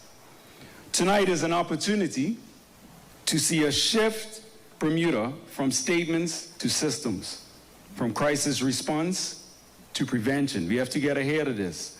From fragmentation to national alignment.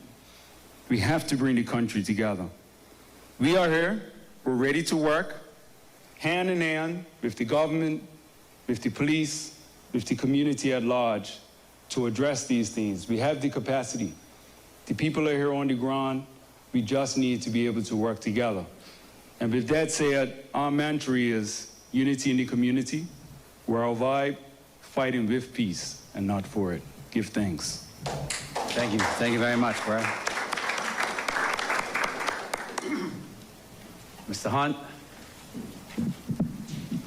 Good evening, panel.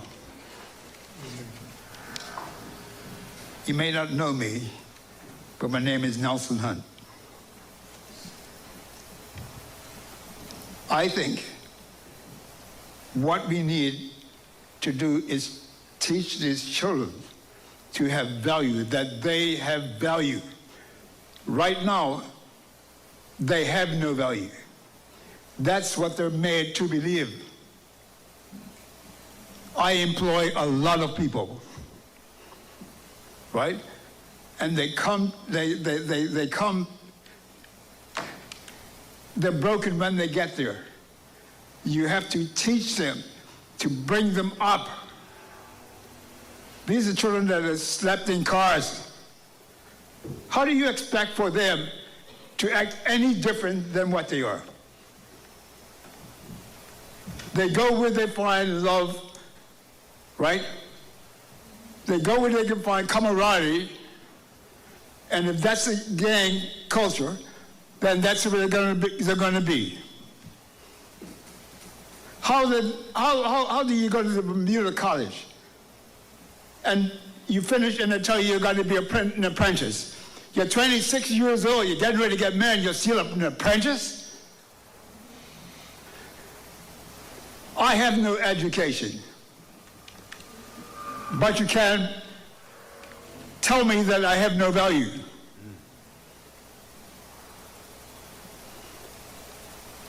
The mortgage rate, I put it together. Selfless, I put it together. And do you know, I have never been invited to a hotel, the meetings of the hotel commission or anything like that. How do you, look, the kids have nothing to aspire to.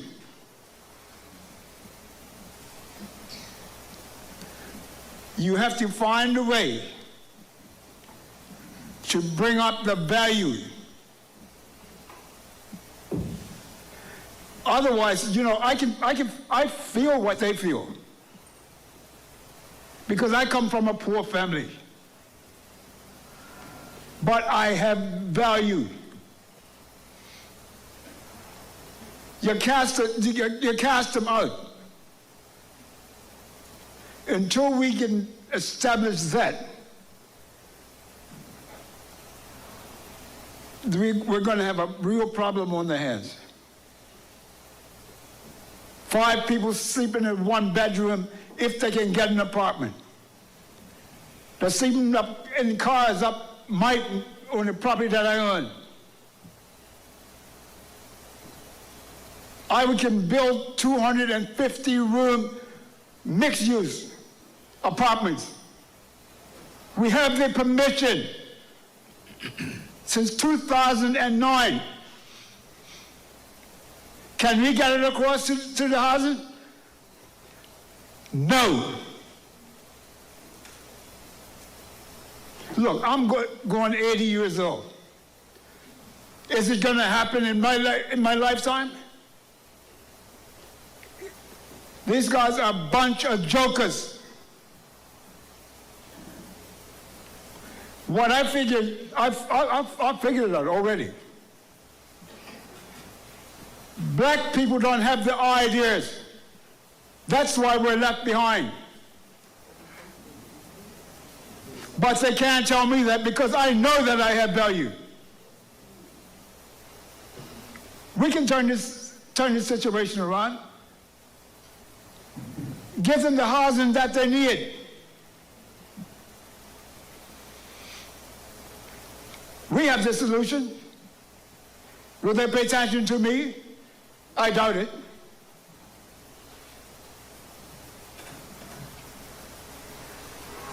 Look, I can be just like the gang members.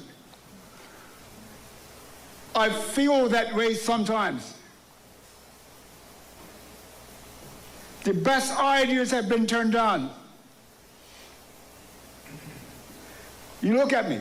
Supermarkets I owned. A rum store I owned. I ran barges. All those things. And I've never been called to a meeting yet. I didn't feel left out, you know. I just want to know how blind are these people? What are black people got to do to be a part of the country? I've been to the top and to the bottom. I prefer to be like I dress like I am now because I feel what the people feel. And I didn't see any end to it unless you could instill the children have value. That's all I have to say. Thank you very much, Nelson. Appreciate it. Thank you. Just say always ask about you. Yeah. Mr. Butler. To the distinguished panel, the 3 musketeers. Ladies and gentlemen, we cannot even get rid of wild chickens in this country, and you're attempting to deal with this massive problem. Unbelievable. And we get 3 minutes tonight. There is a history behind all of this. You can read it in Larry Scott's book, It's Only 4%. Gladwin, Simmons, Corey, Mr. Dean, Ross McCall have been presenting ideas for years that were ignored. Dr. Hudson and I wrote about issues ignored. Tonight, number 1, you should have someone here who hands every speaker a paper to write down their name, address, and phone number, because in them is much more than 3 minutes. Come on. The old style, you have your say and go home. Give them a paper, call them in your office, and you spend maybe a day or 2 to get it all out of them if you're serious. Number 2, polarization came up, a big issue. The breakdown of silos mentioned, big issue. We need a shift, big issue. Therefore, if you're serious, the government, led by the governor, would immediately make a constitutional change that states very clearly to the rest of the world that at least 3 issues during a parliamentary session must be agreed to that will be worked on by both parties. Because the PLP says left, the OBA say right.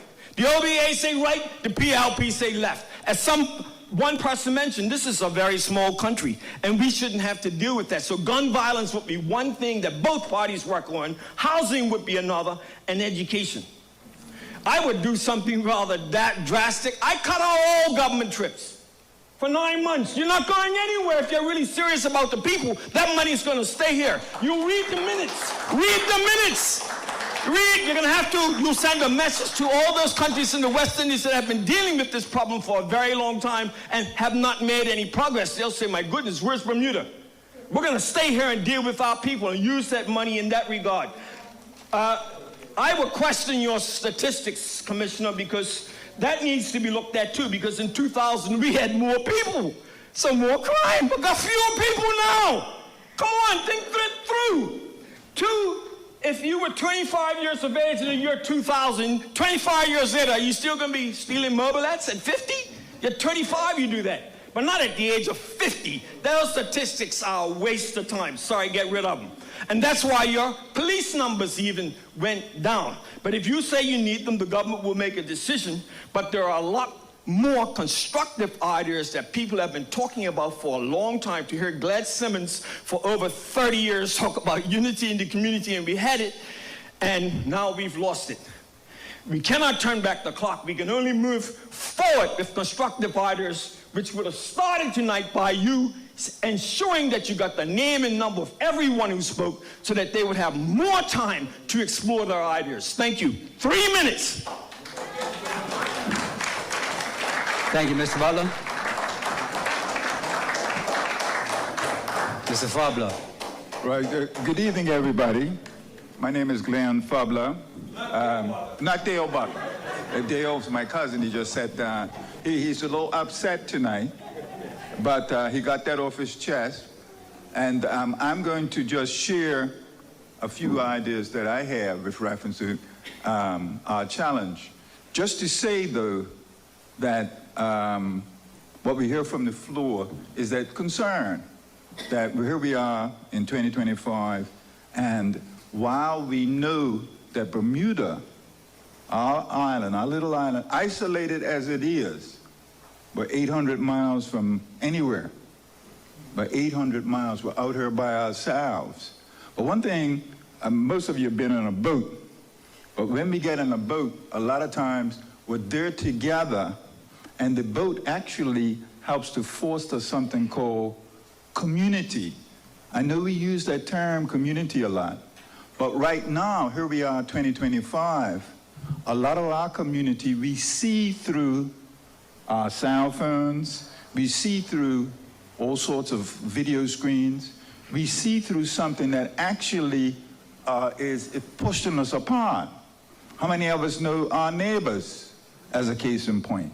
How many of us know all the neighbors, like, let's say, within 100 yards of our houses? Those are the things. We use the term community. Actually, the term, like any language, is variable. But when the true meaning of community is the same community that people like J.C. was talking about, Jesus Christ was talking about, real community. And that's what we're called to do. In other words, the challenges that we have are not isolated to Bermuda, even though we're out there by ourselves. We can talk about different places. Somebody mentioned New York City. But we don't want to repeat or use that as an example. We have something here amongst ourselves, this thing about community. How do we reconstruct, how do we reinvigorate our sense of community? That's the question that's before us. And we do that when we recognize that we all, I think in Brother Nelson's piece, we all have value. We are all valuable, each of us. And those guys up at Westgate too. I go up Westgate every once a month, myself and a few other people. And they value, and in fact, it's one of the things that motivates me. I see in those, we just get together informally, and we just bounce some ideas off, but I see a certain value in all those guys. I think it's about maybe 150 guys up there right now. So when we remember who we are, remember right now, 2025, Bermuda's much different than it was 25 years ago. We had a change, and I heard the minister mention about a shift in culture. Our culture has shifted because of economics. That when I was coming up, or even by the time I went away to school, we had a burgeoning hospitality industry, which is a different structure than what we have now. And we're glad that we have the financial sector as it is, because if we didn't have that, we might not have much at all. But remember when we had the hospitality economy, it was easier to get together. Everybody could get a job in a hotel. Everybody could get a job in a hotel. But we lost that for a number, outside of ourselves, we lost that. And so we have a different, and so those boys, those young men, and even myself, I went on, went on to this tertiary degree, but I'm not too sure if I was coming up now, if I wanted to work in the financial sector. There's a cultural issue there. So, but this is what we have. But the other thing though, that we do have is that we know each other. We know each other. And if I might ask, just for a favor from the MC, just before we leave, could we ask each other, or ask all of us, to meet one person that we don't know before we came in the meeting? And that's how we begin to re-establish. You did that? You just did. Okay, right. So before we leave, thank you. Before we leave, let's meet one person, just one, that we don't know.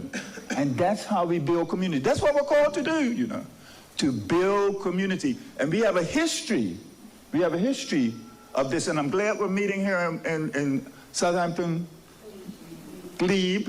Right? Very near. Dr. I'm sorry.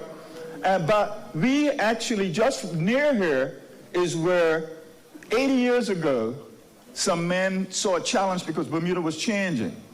Right over here on the Naval Annex.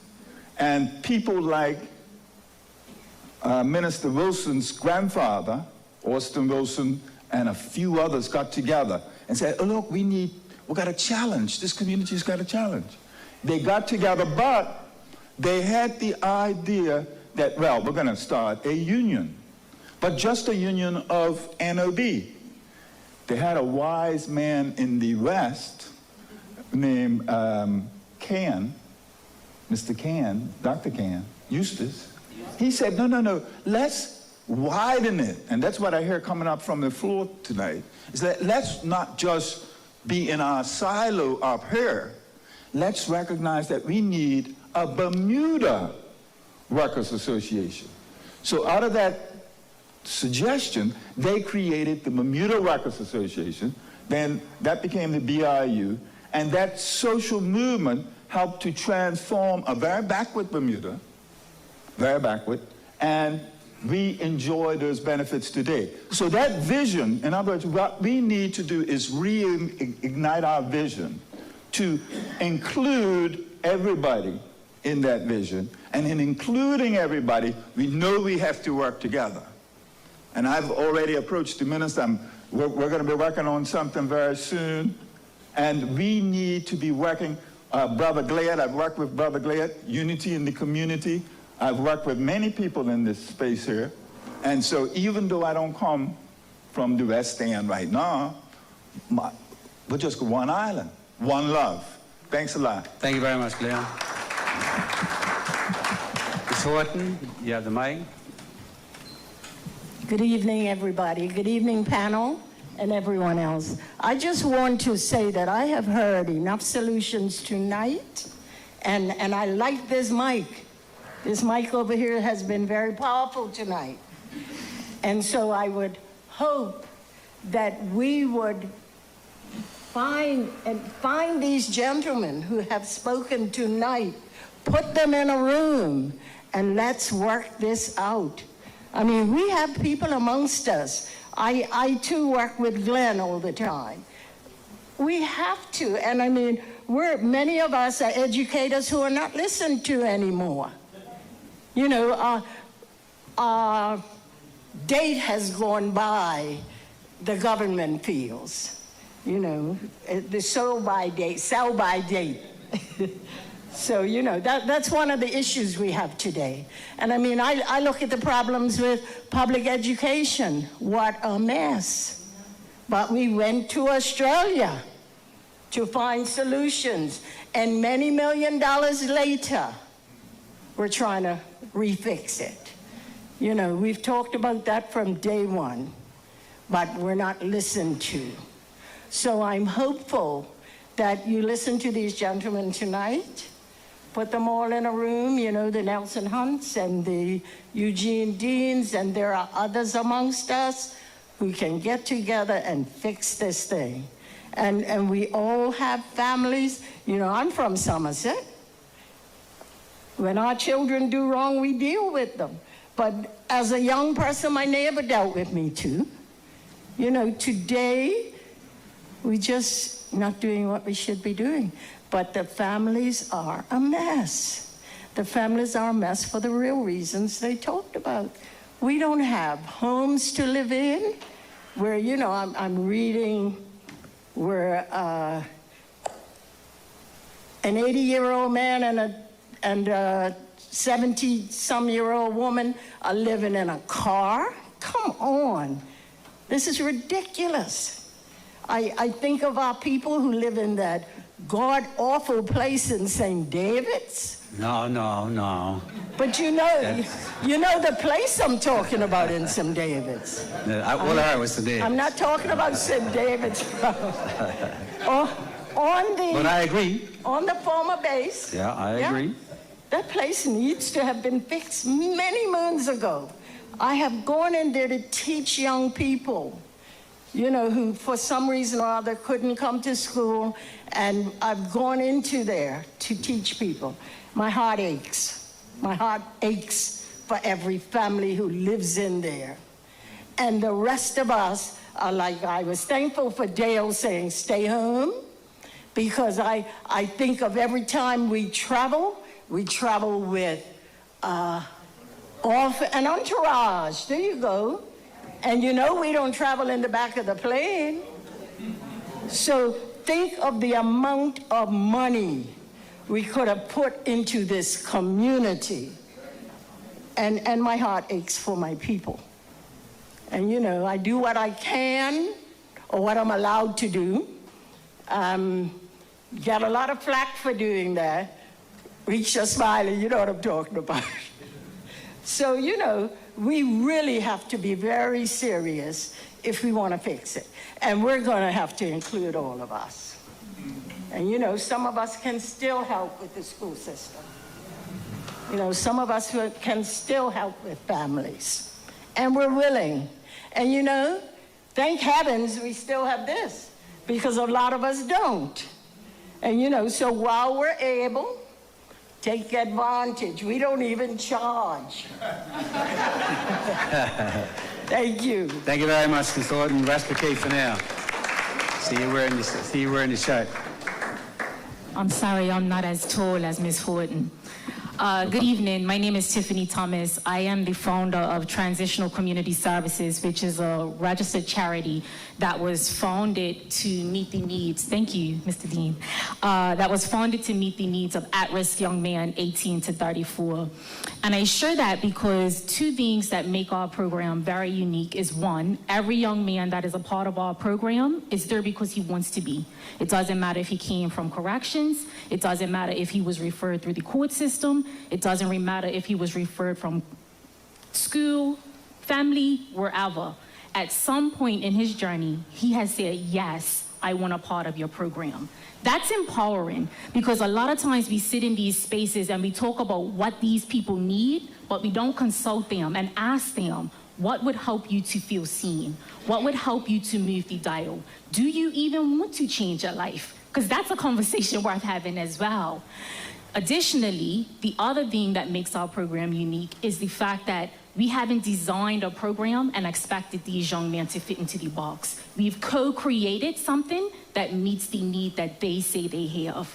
And so a lot of times I sit in these spaces and sit in these town halls, and as empowering as it is for us, those of us who think that we have amazing ideas, and we do, it's also very disappointing because we're talking about plans and solutions for people who are not in the room. And they're not gonna come in these rooms, so we have to be willing and able to go to them. We have to be willing to go to the bars. We have to be willing to go to the sports clubs. We have to be willing to stand on the block. We have to be willing to walk on Court Street in the wake of a shooting and say, yo, bro, you all right? And actually tell this young man, I see you. Because nobody wants to run for their life every day. Nobody wants to be wondering whether or not they're gonna come home to see their family at the end of the night. And somewhere along the way, we as a community have normalized bad behavior. And in addition to normalizing bad behavior, we've also thrown away a generation of young men. And we have to sit with that. We have to sit with that. Because until we sit with the truth and the reality of who we are as a people, we are not gonna move the dial. We have people in this room who have years and years of wisdom. Ms. Horton, Mr. Butler, former educators. We can't throw that away. There's wisdom in the room. Oftentimes we bring consultants in and we think that because this person has an accent, they're the expert. The answers are in the room. And we as a community need to stand up and take charge of our individual neighborhoods and say enough is enough.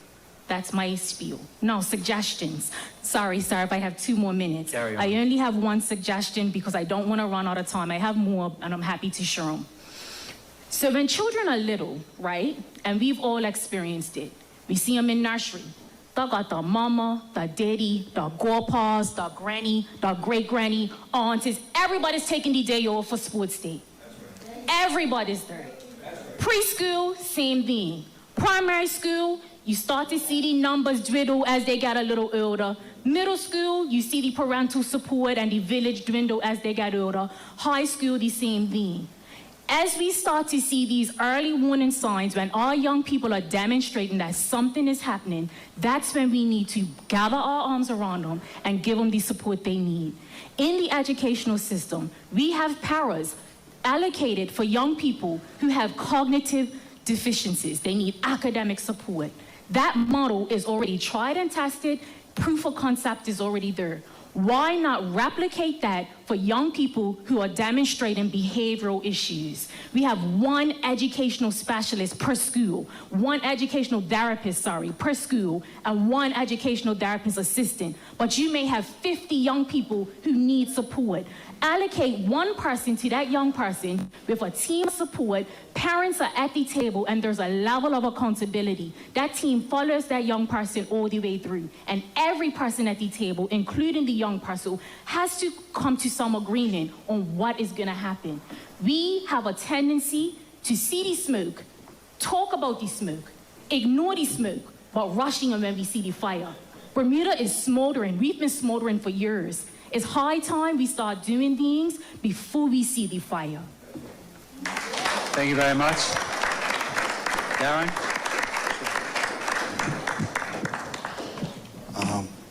Good evening, everyone. My name is Darrin Woods. I work for the violence reduction team under Pastor Leroy Bean.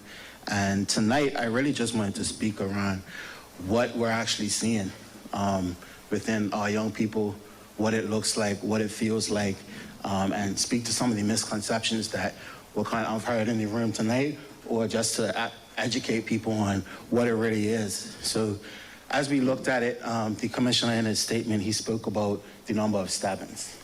I would say that of those 35 stabbings that we had in 2023, 2024, the majority of those stabbings were committed by people under the age of 25 years old. So we're looking at younger and younger people. I would say the youngest of those stabbings would have been around 15 years old, based off of the things that I know from the workforce. So many of those young people that are starting to be involved or are involved in those gangs or are joining or being recruited into these gangs are between the ages, are young people. They're 16 years old, they're 17 years old, they're 18 years old. These are young people, not all who are being kicked out of school and moved out of school. These are some young people who are performing well in school, staying under the radar, not getting into trouble, not getting caught into cycles. It's not like someone pointed out earlier, it's not just those guys who are coming from single parent homes, who are coming from less structured homes. It's as simple as getting caught into an incident in school. I'm from this area, you're from this area, we guys don't like each other, or an incident happens, I'm gonna align myself with this group for my safety and to protect myself, right? So there's a lot of an alignment for safety.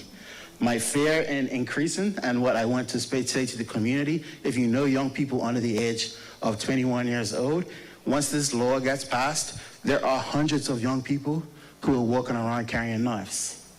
Hundreds of young people who are walking around carrying knives for fear of their lives, for fear of their safety, as a way to protect themselves. We see it all the time, Pastor being correct. There's hundreds of kids that are walking around carrying knives. So we need to get that message out of talking to those young people as to why you're carrying knives. Why don't you feel safe? Let's get into these guys' minds. Let's get into their psyches. I think that they don't really care about jail sentences. They're not really thinking that far ahead. So going to whatever prison in Guantanamo or wherever doesn't really matter, because that's not where their mind is at or where their thoughts are at that point in time. They're not thinking that far ahead. They're not that far developed to even be thinking that far ahead. Many of the young people that we see that are actually committing the crimes also have a lot of cognitive challenges and cognitive disability challenges, and are probably, some of them, we've done work with some of the young people, and some of the 18, 19, 20-year-olds that we're working with are reading at a primary 7 year level group. Just some things that we've seen and that I'm just pointing out. I'm also going to say that we're not going to enforce our way out of this problem. This is a community issue. This is a community problem. This is something that we need to take a hold of as a team, as a community, in order to make the changes that we want to see, right? The other piece I'm going to say is that our team, how many people in this room have actually read the violence reduction strategy? Just raise your hand if you've actually read it. Right, so that's a piece to go take a look. I encourage people to read it. I encourage people to reach out to the Ministry of National Security. Yes, we've been down this path before. Yes, there's been the Minter report. Yes, there's been 10 other reports that are written. But I can speak to say that based off of the work of the National Violence Reduction Strategy and the Gang Violence Reduction Team, we are doing a lot of positive things in our community, and we're working with a lot of young people and creating change within their lives. I won't go into every single program and all the data and all those things. I'm happy to take a call or sit down with people afterwards, but I'm not going to go into all of that. What I am going to go on is that the community needs leadership. And so we need to take accountability in our own areas. Kind of what Tiffany just said, is we need to look at, like, as a community, what can we be doing for ourselves and stop fully relying on the government to fix all of our problems, right? These small things can make a big difference. We're talking about teachers and former educators. Start a mentorship group for football, for your local football club. Start a group where you're teaching, you're going after school, and we're at a football program. Start a homework program with the football club. Like, let's think of outside weird things outside of the box in order to help to support our young people. Areas of need, men's groups, mothers groups.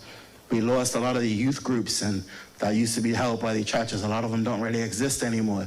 Youth groups, positive spaces with intentional, real conversations with our young people. Those are some of the things that I see that I know are needed. I think that each of us need to really take our time and effort and invest back into our community. The worry that I see here is that there's nobody, maybe one, maybe two people under the age of 30 in this space. None. One. There's only one person under the age of 30 in this space. And so we need to have that gap where we engage with the young people under 30, the young people under 40. They need to come back and they need to join these conversations, because they're the ones that can also relate and play a major part in working with our young people. That's all I say tonight. Thank you very much. And if I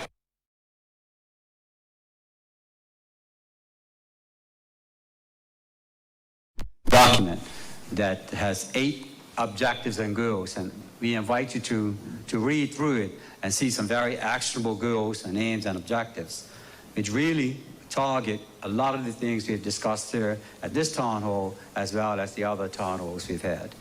Pastor Bean. Thank you. Good evening to all. I can't really say much after my colleague just put everything on the level. But I will say that one of the issues that we need to address is transgenerational trauma. Sometimes we talk about a lot of solutions and we never deal with the root cause. And, you know, when we look at certain people that are involved, you know, many times we want to be seen from the outside. But when we don't address that root cause, no matter who you lock up, no matter what prison you send them to, it will repeat itself. Ecologists just say, wait, you take a plant out, something else will grow there.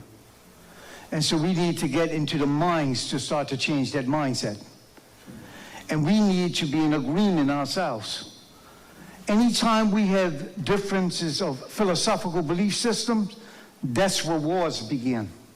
You can't come in sometimes with your own belief and your own idea when we're sitting down. We need to come in for the best of addressing certain things together.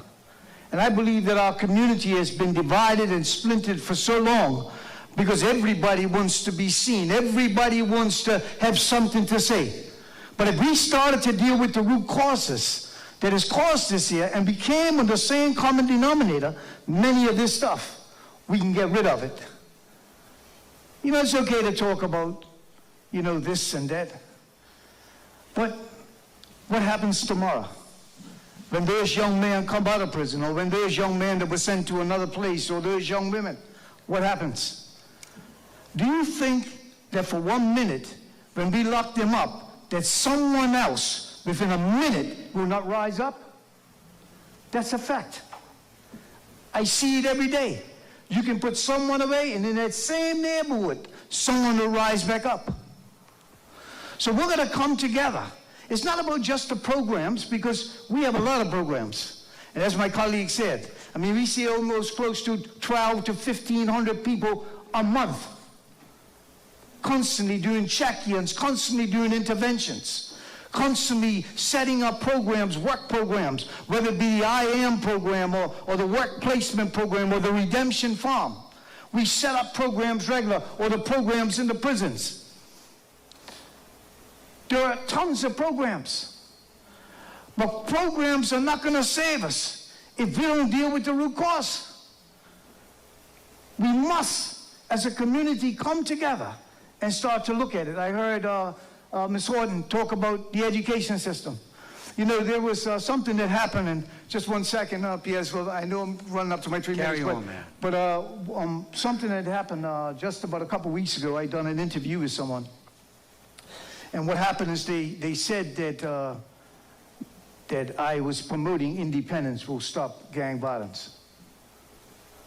That was not the case. The person really never read the book that I wrote.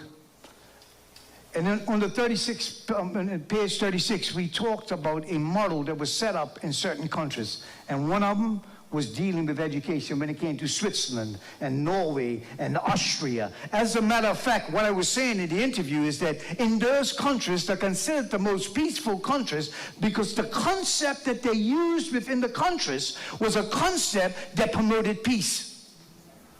So that welfare concept, that concept of meeting the general need, they found that people didn't have to go out and participate in crime. They didn't have to go out and do certain things. Because why? The concept took care of the basic need. So we need to look at it. I heard a gentleman, I believe is gone, he talked about dealing with a fund. You know, the truth of the matter is, if we're going to start to see something happen in Bermuda, we're going to have to form a concept that everyone can benefit from it. Everyone. So I'm saying, as a community, we go out all the time, every day. Late last night, I was just walking in the woods right in town, right down the bottom. And I ain't got to call no names. If we are serious, because when I'm out on gang, when somebody gets killed, I don't see hardly anybody around the room. I hear a lot of you talking, but I don't see many of you. But you're welcome. I'm giving you a personal welcome today to come out if you really want to help the community. Thank you. Thank you very much, Pastor Dean. My brother, and you're going to have to be the last speaker, but go ahead. Yeah. I just wanted to say one thing just to follow up, and sure. And very good point, Pastor Bean. You know, and the brother here, and the teacher, right? We're talking about a subject that's not in the room. So how we get them in the room? Who's going to get them in the room? Right? So we could talk, but we need action. Yeah, fair. So I'm going to tell you about two things that are happening. Right? Saturday, we got Riza Islam. Right? Riza Islam's an internationally known activist. Comes out of the Nation of Islam. He's coming to the island. And it's going to be at Cedar Bridge. Early warm by Soldier One. You know, and the topic is reclaiming our power, rebuilding our community. And everybody here is invited to support that. The Imperial Group's doing a whole forum series, starting from Saturday all the way to Thanksgiving. And just every day touching on different topics. This is targeting young people? Yeah. Okay, yeah, this is definitely targeting young people, you know? So, and then the next day on Sunday at Botanical Gardens is the Living Green Expo. Right, talking about natural living, sustainable living. Why do we need that? Right? In 50 years, we went from being food secure to food insecure. Right? I'm watching medical supply places building empires. Doctors' offices growing bigger. What that mean? Our communities getting sicker. Right? Not better. We have no control over what's in our food. You got to worry about GMO and all sorts of types of chemicals in your food because we're not growing our own food. We're lost touch with a lot of things that gave us strength in our community.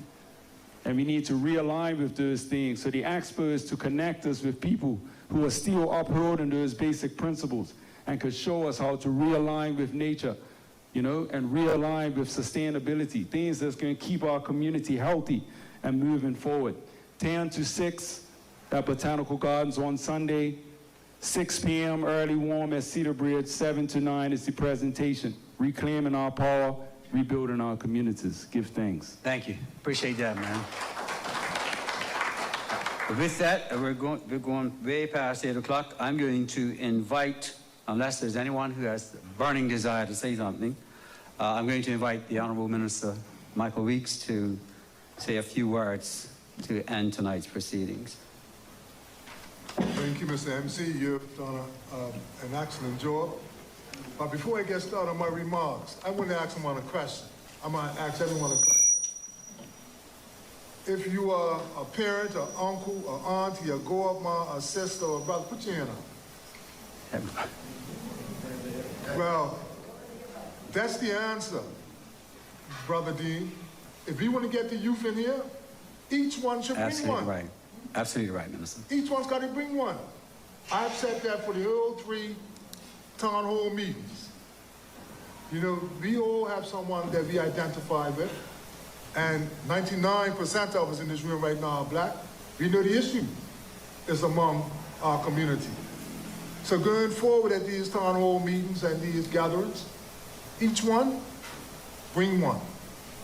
And that's the way we will get our youth in the room, those that need to be addressed and listened to. Now, having said that, I want to thank everyone. This is the third of our town hall meetings. We had intended to have 3, one centrally, one in the east and one in the west.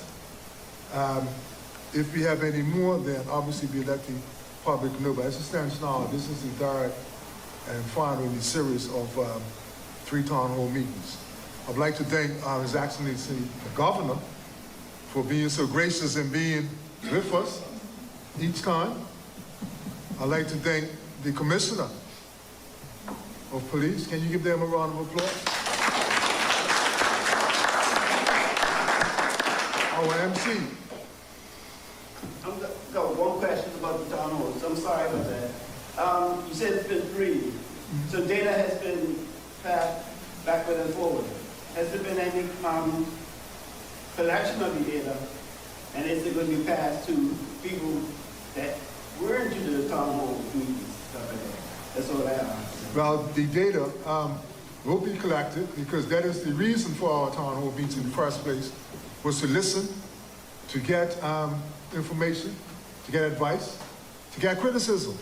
At the end of the day, you know, it was going to the country, going to our people that matter, in order for us to come up with a solution as to how we can address this. I've heard a lot of good ideas in all 3 town hall meetings. This last one here, coming from the bishop and his team, very much appreciated because they are our front line. A lot of times they don't get the recognition and the respect that they get because what they do, a lot of it they can't share. So hats off to them. Hats off to everyone that has offered solutions. I'm going to point out someone in particular because she's my niece, Dr. Thomas. I really like your presentation, and I know you are passionate, like so many of us here tonight. So as we close, I just want to say that everyone, the work does not stop tonight. The work continues. Each of us have a role to play, a job to do. Our violence reduction strategy is very much in full flow. So wherever, however we can help, please do. These things are not just about talking. We didn't have these 3 town hall meetings just to hear talk and people vent and the like. We all got to decide how we can help. What is it that we could do? Because not everybody plays striker, talking to the football enthusiasts. Everyone has a role to play. Everyone has a position on the field. Find your position and let us get this thing done together. So I agree that we don't need a whole lot of foreign consultants. My grandma was my consultant coming up. Yeah. And my mama was the police officer, and my daddy was the commissioner. Yeah. See, we laugh at all those things, but that's the way I came up. Yeah. I remember my uncle slapped me upside my head. I said, what happened? Because you talked to your grandma, but this was last week, but I ain't seen you. Yeah, but all that to say is that we have a job to do, and we can do it. These are our children. Let's get out there, let's get involved. You know, as much as we can, let's get involved. And any other comments or advice that you all might have, we are all there for anybody to contact us. They'll say, know me? No. I have an open door with the Ministry of National Security. They got something to say, come and say it. If you have advice, come bring it. Because at the end of the day, these are not my children, they're our children. So with those closing remarks, thanks again for coming. And we will collate all the advice and information that we have had over the last couple of weeks. And we will present it to the country in due course. Thank you and have a good night. Thank you. Travel safely, gentlemen and ladies. Remind people to meet a person they don't know Gene. in the community every day. And we're at the... I think that's... People asking about